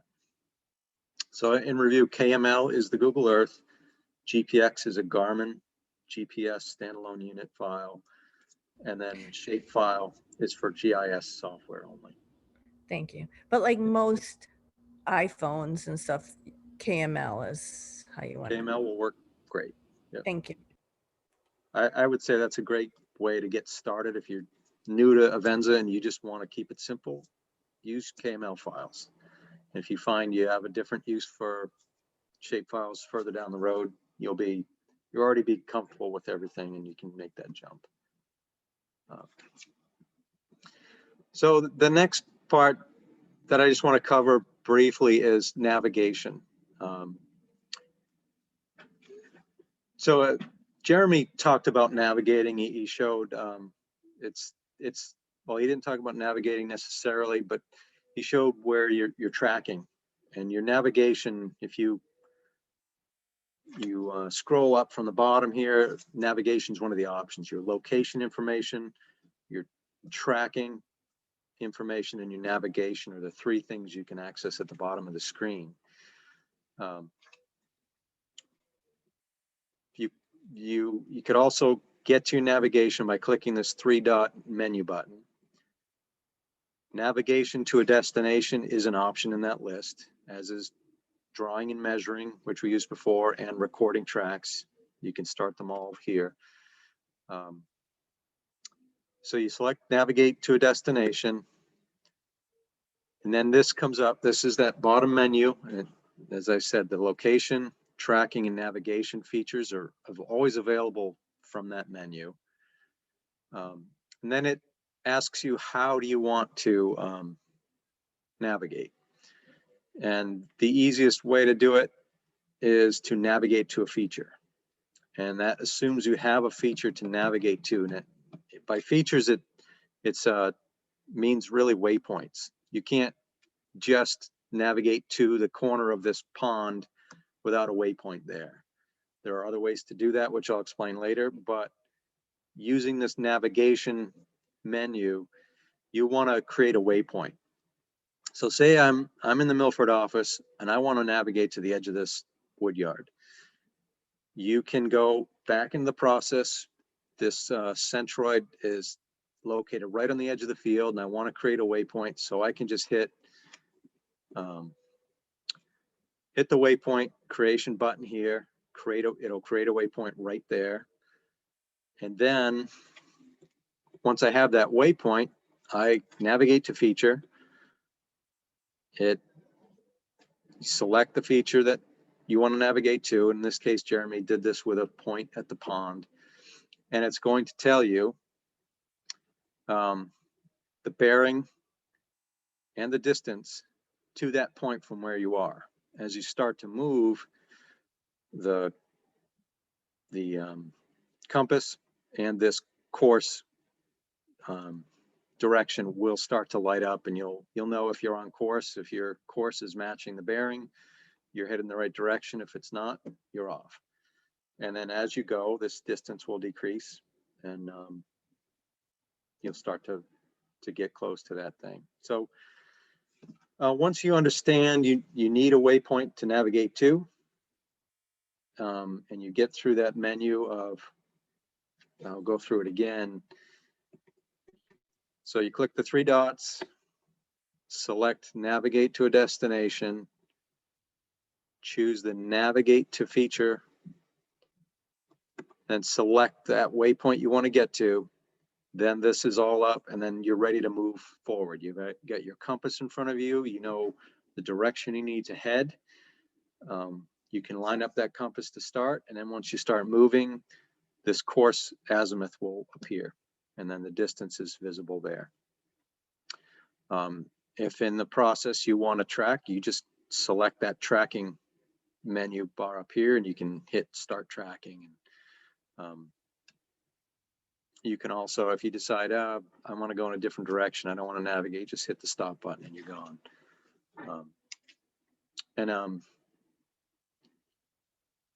The way I usually navigate is not through this, because I like to minimize this screen. Once this bottom menu is up, it just impedes your view of part of that map. So what I usually do is I go to the draw and measure will give you the distance and the direction to what you point to, and you don't need a waypoint. So if I'm here standing, I'm looking at this map and I want to go to the pond, I can just draw a line to that pond. And for me, I always use my personal separate compass that until it's not, it's always calibrated, and I'm just comfortable with that. So I'll draw that line and I'll record I'll remember what that azimuth is. So it's telling me it's 749 feet at 250 degrees, set my compass, and I head off in that direction. I'll walk 100, 200 feet, and I'll recheck. I've got the edge of the pond on my map, so I can always draw a line from where I am to that map. And if I've wavered away from the line I wanted to go initially, it'll correct me and give me a new azimuth to where I want to go and recalibrate the distance. So there's 2 options with that navigation. You can use the navigation function here, and you can create a waypoint and it will navigate to it. And once you get to it, you're done with that. Or you can draw lines, gives you the distance and the direction that you need to go to get to that point. For me, another reason that I use the draw and measure is that I'm really bad at cleaning up my data. So if I'm drawing waypoints specifically for navigation, it's going to clutter up what I'm doing. Because the next time I go to open that map, I know I'm going to have forgotten to get rid of just that navigation waypoint that I may not need in the future. So it's a little bit of knowing your habits and what you're comfortable with, but there's two options for navigation there. I feel like we've gone through a lot today. I don't want to get into any other functionality or go over things again, because I feel like if you're not already glazing over with the detail in this, you're going to definitely start to as we go on. So, Bill, this might be a good time for just to check in, see if anybody's got a quick question. sure. I'm trying to keep track. I have some people with video on with their hands up, but I don't see anybody unless someone wants to jump in. Yes, I'd like to ask, is there a way to print out the map onto paper? You can export the map again, and you always have a copy of the map on, the map you created. Jeremy, help me out with that. Can you create it once you've created features on Avenza? Can you print it from Avenza or export the map? I don't know the answer to that question, to be honest. You could once you've recorded the features in Avenza, I'm not sure how you print it with the features you've recorded to paper. Yeah. We're usually using this digitally once we have it digitally, or we're exporting it to another program where we can create a printable map. Probably the best solution to that is to export the features as a KML, open them in Google Earth, and then you can print a map, an image with that data from Google. So that's probably the quick answer way to do that. To print the actual map you have imported with the features, I'd have to look into if that's a possibility. Yeah, I've got this Google Earth map up, and it's simply, I will print this image by clicking on the printer there, and it gives you that. You can title your map. It gives you a legend that you can edit. So it is a pretty simple process once you do that. So this is, I see, Bill, you have this basically as Q&A. We're in our Q&A time. Yes. Presentation's over. Okay, so people can just jump in, send a question, raise their hand. I'll keep an eye out for your hand.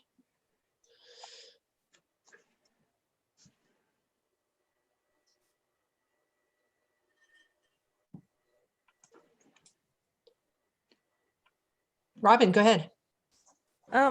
If I'm the only one, then please don't do it. But I kind of would love to review the different layers. How do I get the different layers? Like in the beginning when he imported 2 different maps, correct, of the same thing, like a LiDAR and just a image. Is that correct? So Yep. you save those 2 files, and they're both on the same. They're both layers on the same map.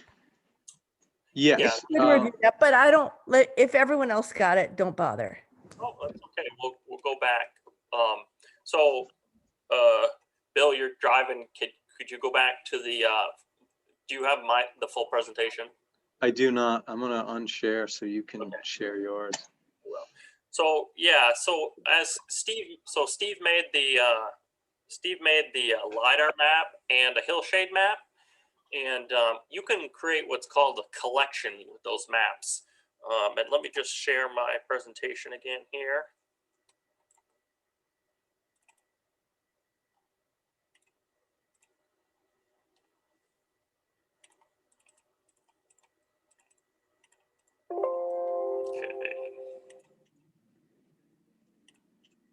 Okay, so So this, again, when you open the application, this is the home screen that you'll get, and you can see here, you know, the various folders I have here. So I've got one Avenza training, that's a folder. I've got cruise maps, that's a folder. I've got a BBC maps, that's a folder. And then this road maps folder you see here, it has the icon is a little bit different. It has these boxes in it, and that's what's called a collection. So if I import both of the maps that Steve created, one being the aerial photo map and the other being the hillshade map, and I put them in this collection, if I'm looking at the hillshade map and I record a waypoint, if it's in this collection and I switch over to the aerial photo map, it will show the points and data that I've recorded on that aerial photo map as well. So the way you start a collection is similar to the way you import the maps, and you click on the bottom right where the plus sign is, and it'll bring up this option. So I can add a folder, so I could create that cruise map folder, or I could add a collection, which is just a folder that tells you that all the maps inside of it are one collection. So you just click that add collection, and it'll bring you back to sorry.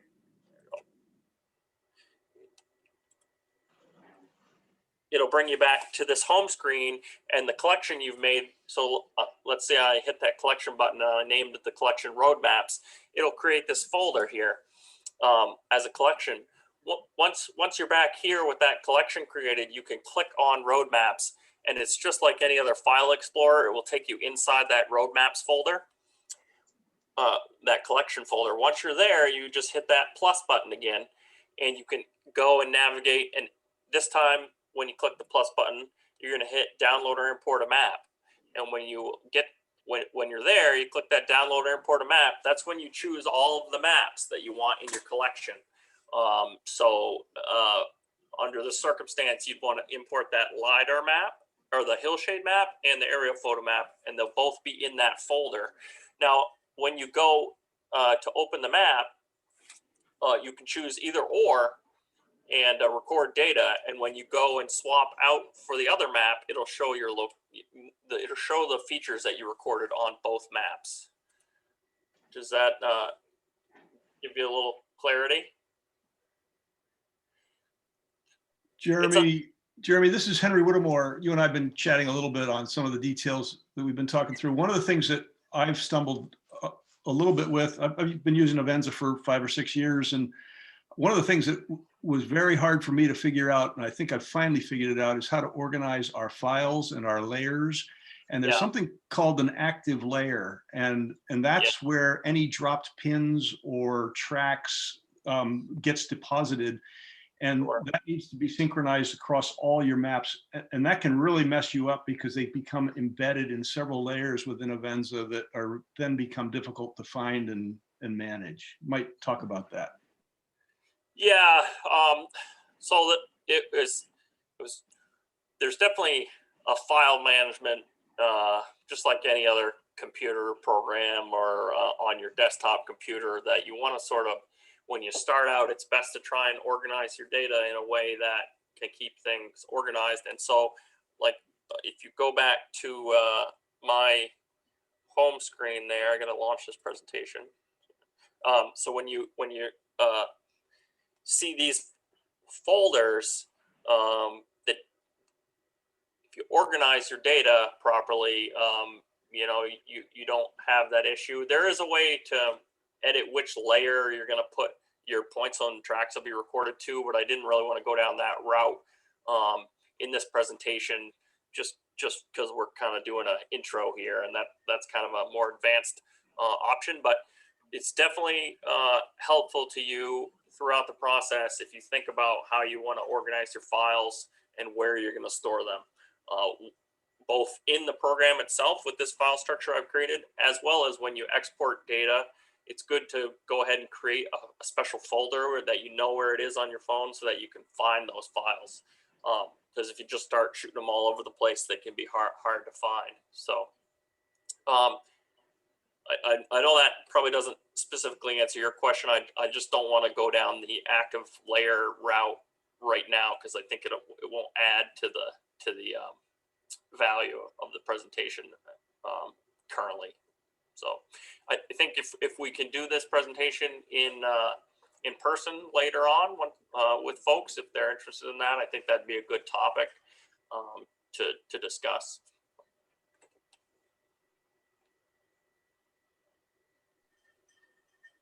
Got it. Thanks.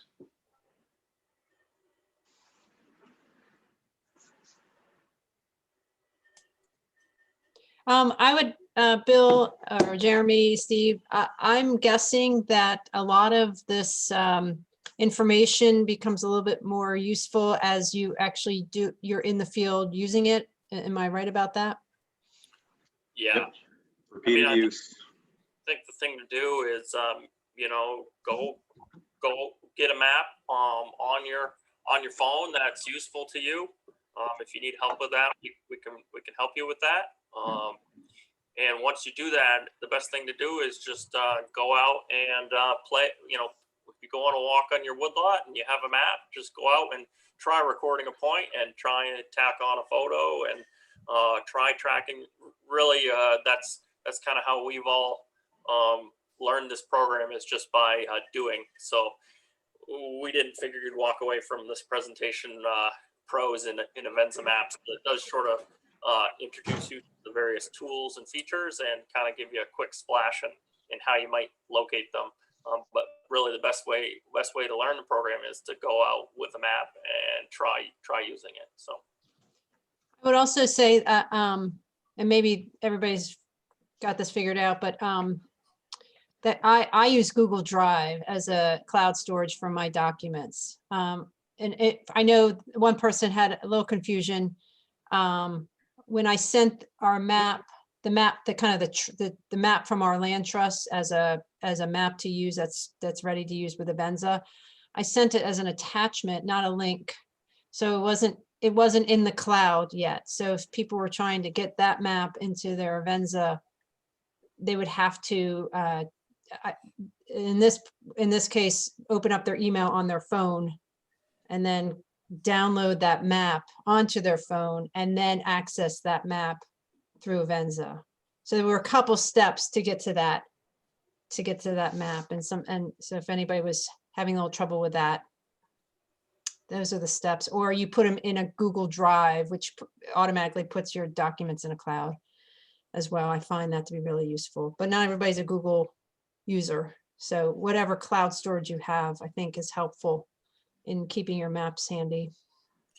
yeah, if someone sends you a map, let's say your forester sends you a georeference PDF map in an email, you'll need to access that email from your cell phone and then download the map. And when you download the map from the email program, you'll want to look at where you're putting that file on your phone. I think the default, at least with an Android device, is that it goes to your downloads folder, which is on your internal storage. So then once you have that file physically on your cell phone or tablet, then you can navigate to it in Avenza and import the map. Alternatively, you can import from a Google Drive if you use that software. And then you can, any maps that you want to put on your desktop, you can upload to Google Drive, and then you can access it, or you can attach it to an email from your phone, send it to yourself, and then you'd have access to it on your computer. It's there's no direct way. It's just there's a couple options to do that. And it sounds like you folks would be willing to answer questions after the presentation's over, so with email. So I didn't know if, let's see, I can email this group your email addresses, so everybody has that handy. Let me just, I can share real quick. We did have that at the end of our presentation there. Yep, So or you could put it in chat. Yep. It's another way of doing it. And yes, I definitely want to do an in-person version of this workshop later in the year. So I'm keeping an eye out on when that's possible. And do you do this in the field, or is it in a classroom setting when you do in person? The way I did it was we did it at the Ellsworth City Hall, where we had, you know, a place where we could sit down and do a little classroom work and then go out in the field.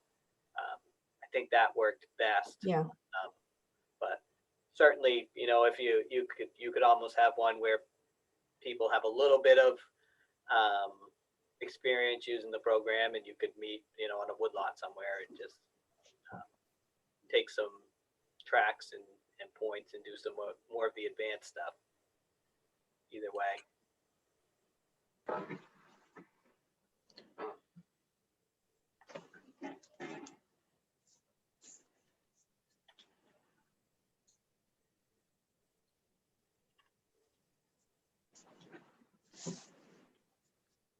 Who else has a question? Those questions are they're very helpful for everybody to learn.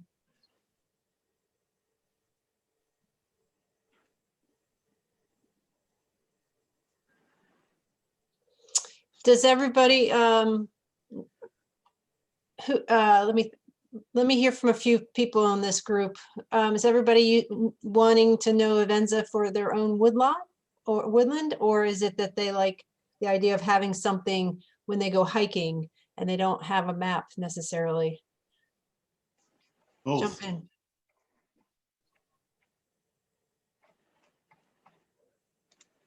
Well, Robin. we have, I think, 14 bird boxes on the Bluebird Trail at the Great Pond Mountain. So it's really nice for me to be able to track them.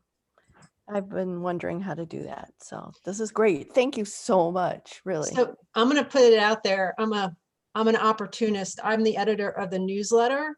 So if anybody from this group takes what they got from today, applies it to their personal need, you know, use like a bird box tracking, and you produce a map, send it to me, and you may see it in the newsletter, because that to me, Okay, I have some work to that's do. really helpful for other woodland owners to see, you know, how the different ways to use Avenza. If you haven't received the February newsletter yet, if you have, you see that we did have the Avenza article.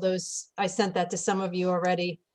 We also mentioned Avenza in Bob Seymour's article in February as well. And so he talks a little bit about how he uses it. And I think this is an ongoing conversation. And I know Avenza is not the only game in town, but it does seem like it's the most, it is the most used from what I can tell. Most of the forest folks that are in the field find Avenza is the most useful. And it sounds like AFM that's their go-to tool as well.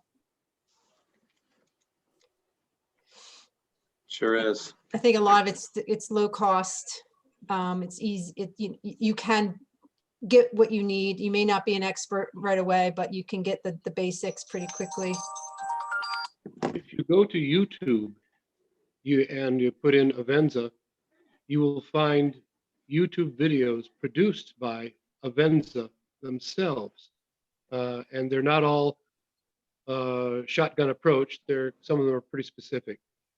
I saw one last night when I was getting ready for this. Excellent. Great suggestion. I might see if I can find a few that would be useful. Who else has a specific use or wants to tell us a little bit about what they're hoping to use Avenza for? Gail. You're muted.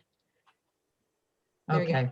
Yeah, I'm a woodlot owner, and I've had a couple of cuts within the last 3 years, and I just want to be able to manage my trails and mark them and keep track, so that when I'm clearing, you know, the trails every spring and every fall from everything that seems to fall down, I'll be able to keep track. So that's what I want it for. I want to really, and then I would like to be able to print it because I do have a hunting camp on my property, and then I can give it to, you know, people that are using the hunting camp.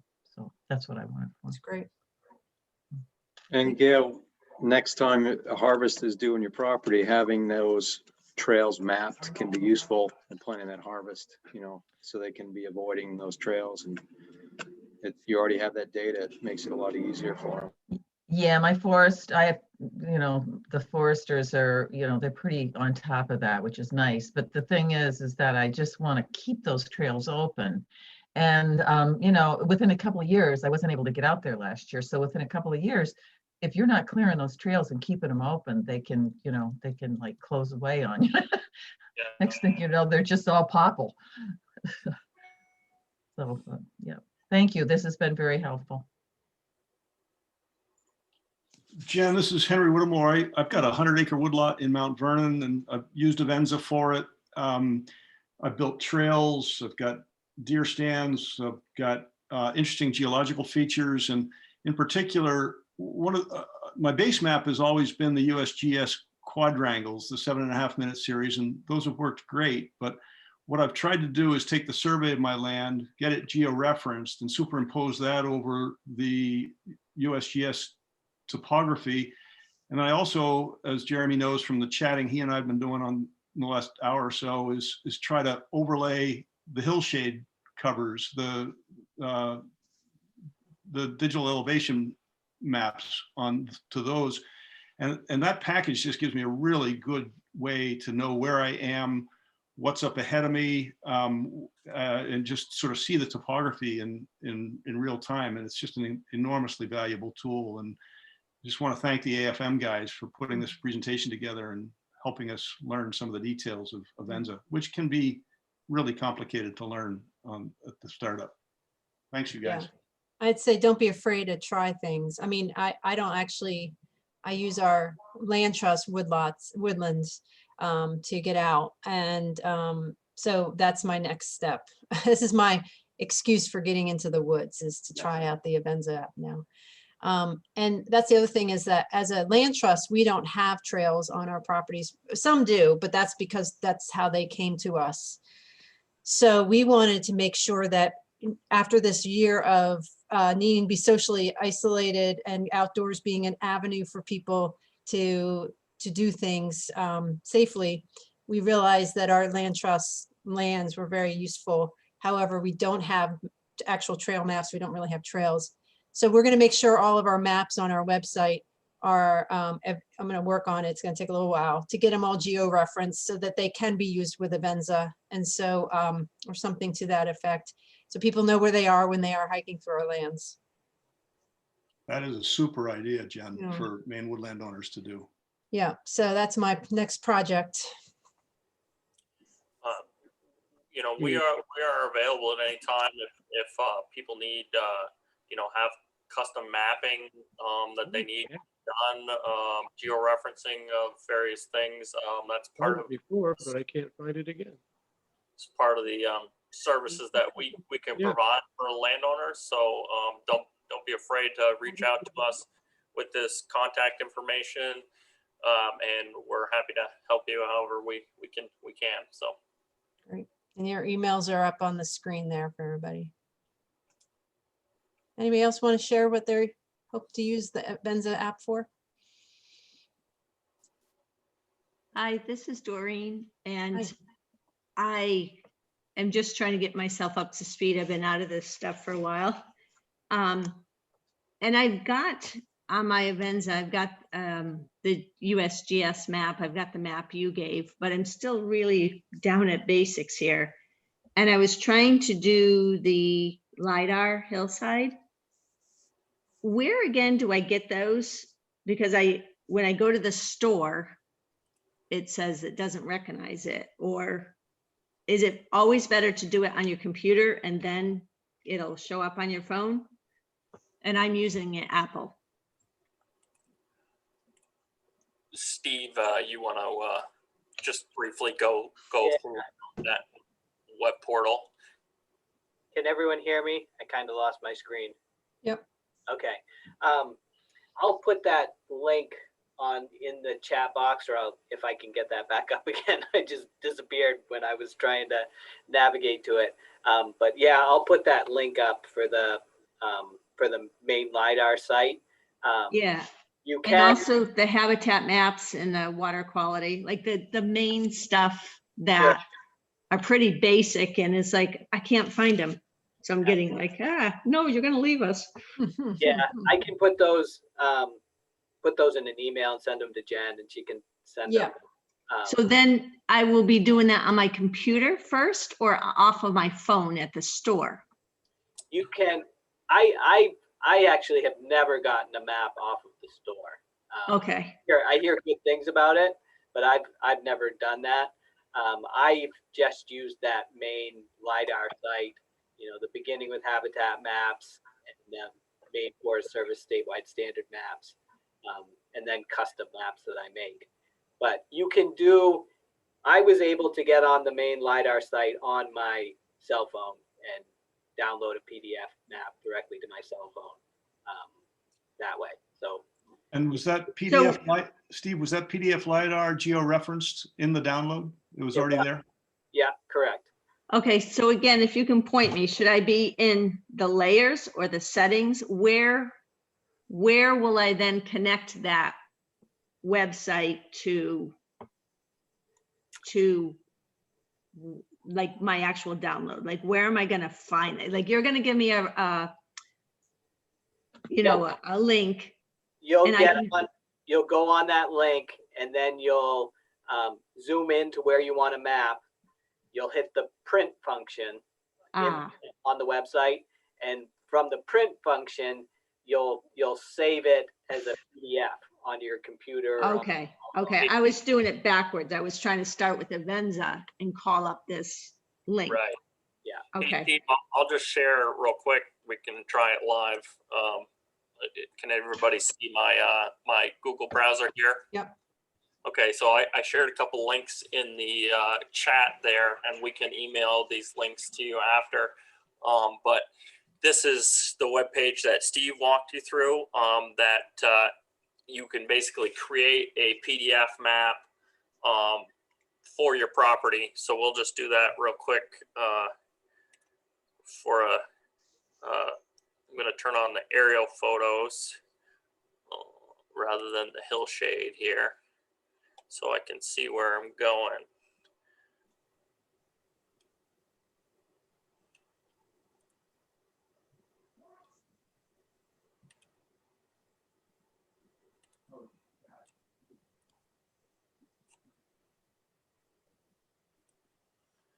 Maybe we can pick any old place here, I guess, but see if I can.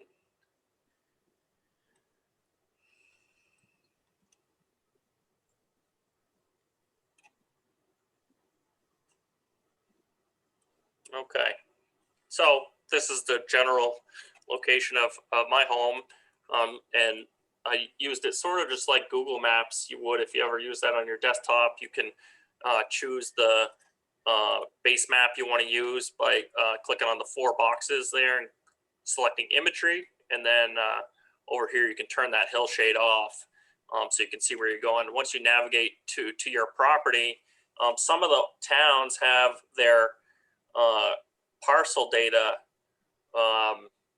actually on this, so you can turn on the main parcels organized towns, and if your town has that information available, it'll actually load the lot lines on here. Looks like my town does not have them available to this, but I'm in the general location, so this is the area of my property here. So just center this area in this web portal, and then once I have that area kind of centered in the screen, I just hit this print button, and it doesn't actually send it to your printer. It's just saying, I would like to make a map of this area that I can remove from this program. So you're not actually sending it to your printer. You just hit the print button. Here I can label my map, and I'll just leave the paper the way it is. Letter, landscape. As Steve said, you can choose the paper size here. Tabloid is a bigger paper. So I'll switch it to tabloid landscape, and hit the print button. And this will create this here, when you hit print, again, it's not printing it to your printer. It's gonna print the map to a PDF. That then once it's done that, it's basically taking this screenshot you're seeing here and creating a PDF. And now you can see that it's created a PDF here called Jeremy's House. And I can click on that. So now I have this map, essentially this PDF of that image we searched for, and I can download this to my computer, or if you're doing this on a phone, you can download it to your phone, and then that is the map you would import into Avenza, and it'll show your location on the map. If I'm doing this on a computer and I'm going to save this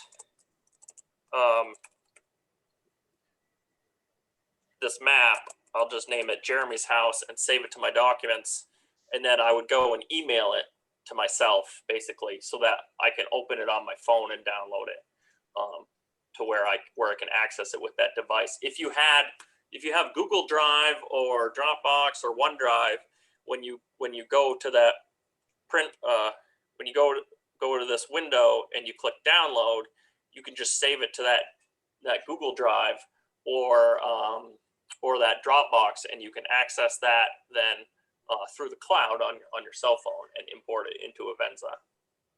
And Jeremy, if you wanted the hillshades on that, you'd have gone back to the earlier interface and checked the hillshades layer and gotten that polygon with the hillshades, and then the PDF would come out as a georeferenced PDF with the hillshade layer. Is that right? That's correct. So you can go back here and close this print window. Okay, and I'm still in the same location. I haven't moved my window extent at all, or my map extent.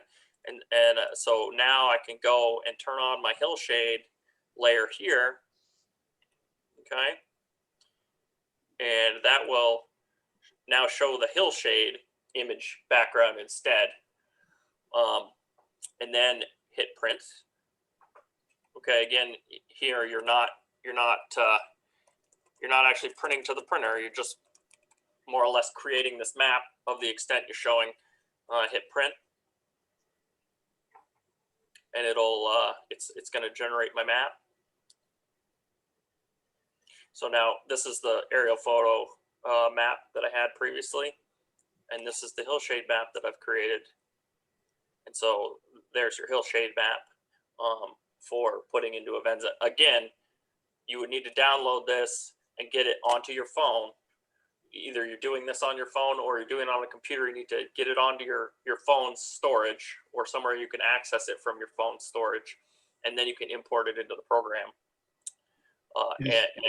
and view yourself on the map. So is that hillshade PDF importable to ArcGIS or QGIS as a raster or vector layer? Yes, it is. Yep. And, You don't have to reference it. All the data that makes this georeferenced is stored right in the PDF. So if you have QGIS or you have ArcGIS, you can just add this as a roster and it'll locate it. So. And raster is the right choice instead of vector on this. That's correct. Yeah.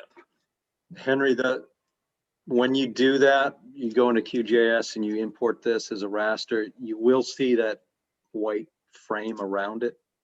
Yeah. So you may want to scale accordingly. Yep. Or make it whatever. You just mentioned scale. If I've done different layers and you zoomed in to find where you lived, and then you've downloaded them, but what if one was at 65% and one was at 80%? Are they going to overlay together based on position? If you put them in a collection, you can have maps that are at different scales, and it's not an issue because it doesn't actually overlay them together. It just puts them in a folder so that you can switch between the two maps manually. And it'll show, like if I had this hillshade map and I recorded all my GPS points on the hillshade, and then I want to swap over to the aerial photo map. If I have those two maps in a collection, when I switch over to the aerial photo map, all the points that I recorded and all the tracks I recorded on the hillshade map will actually show on the aerial photo map as well. So, and they can be at different scales. There's no issue with, you know, creating one at one scale and one at the other scale. You know, they wouldn't be consistent when you're looking at them one to the other, but the location data is all still accurate, and you can have them at different scales. So I just want to acknowledge that I've heard from others about how they would use this. And someone was talking about maple lines, and that's coming up. So this is actually, I'm going to keep these people's comments, because I think this is I think it's really interesting for people to understand the different options people have here. Someone also asked if we could put the contact list up again. And I'll also say that I will email all three presenters contact information. So so basically mimic that screen and put it into an email and send it out to everybody. So if you didn't catch all that. And the presentations will be linked with this recording on our members page with all the other resources that we've connected with Avenza resources that we've already submitted. So we'll have a whole Avenza section on our members page that you can keep track of. Let's see if anybody else. I just out of curiosity, that LiDAR site where you can create maps, is that what foresters do? Is that how they create a map for woodland owners?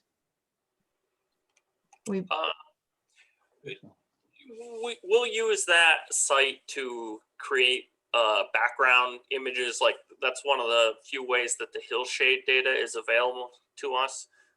So we'll create one of those PDF maps and then bring it into a geographic information system such as QGIS or ArcGIS, and then build a map in there. So oftentimes that's not the way that's not what we'll use for a map, because we have other resources available to us to create a more custom map. But for a landowner that just wants to get something on their screen to navigate that shows that area they're interested in, that's definitely probably the easiest way to do that. So.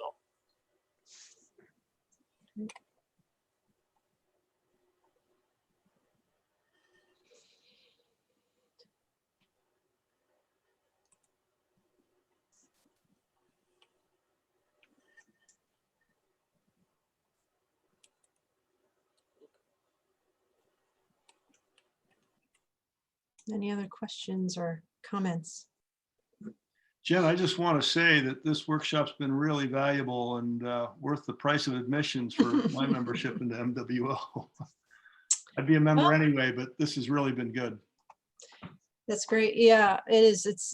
It's good for me too. I was definitely taking notes. You know, if there's anything like this that people want a workshop on, let me know. You know, that's the other thing, is that we want everything we present to be of use and something that you need to better work in your woodlands. So, and like I said, I would like to try to do this in person as well. So you'll hear from us in our newsletter and email if we can pull that off. Keeping my fingers crossed for late summer, early fall. And we'll probably do it. Yeah, we'll do it. We're probably in the, well, we'll figure out a good location, good central location. Maybe we'll do a couple locations. Seems like a really essential tool. Thank you for having us. Yeah, thank you guys. I know this is a lot of work to try to translate what's in your brain into a presentation and to convey it in a way that people can understand. It's not easy. Even with this technology being as user-friendly as it is, I know there's a lot of little nuances that you have to convey, and that's hard. Yeah, thanks for having us, and okay, good luck with the program. Yeah, and again, I'll follow up with an email with everybody with contacts, the links, the any other resources that might be useful to help you on your Avenza journey. And in exchange, please get back to me again if you did create a map, or you had an experience that you'd like to share. I would love to incorporate that in maybe in a little bit of an article sometime this year. So thank you, everyone, and hope to see you at our next presentation, which will be in February. We're going to do a timber tax workshop for those of you who need to do business taxes around their harvest in 2020. We're also doing a planned giving workshop in February as well, and later part of the month. All the information is on our website, mainwoodlandowners.org/events. So keep checking our website. I try to keep that as updated as possible with information and updates with events, and keep in touch with me. So thank you for your support and participating, and thanks to the 3 AFM guys, and we'll see everybody hopefully in the woods, but if not, on the screen here. Have a great rest of your week. Take care, everyone. Bye-bye.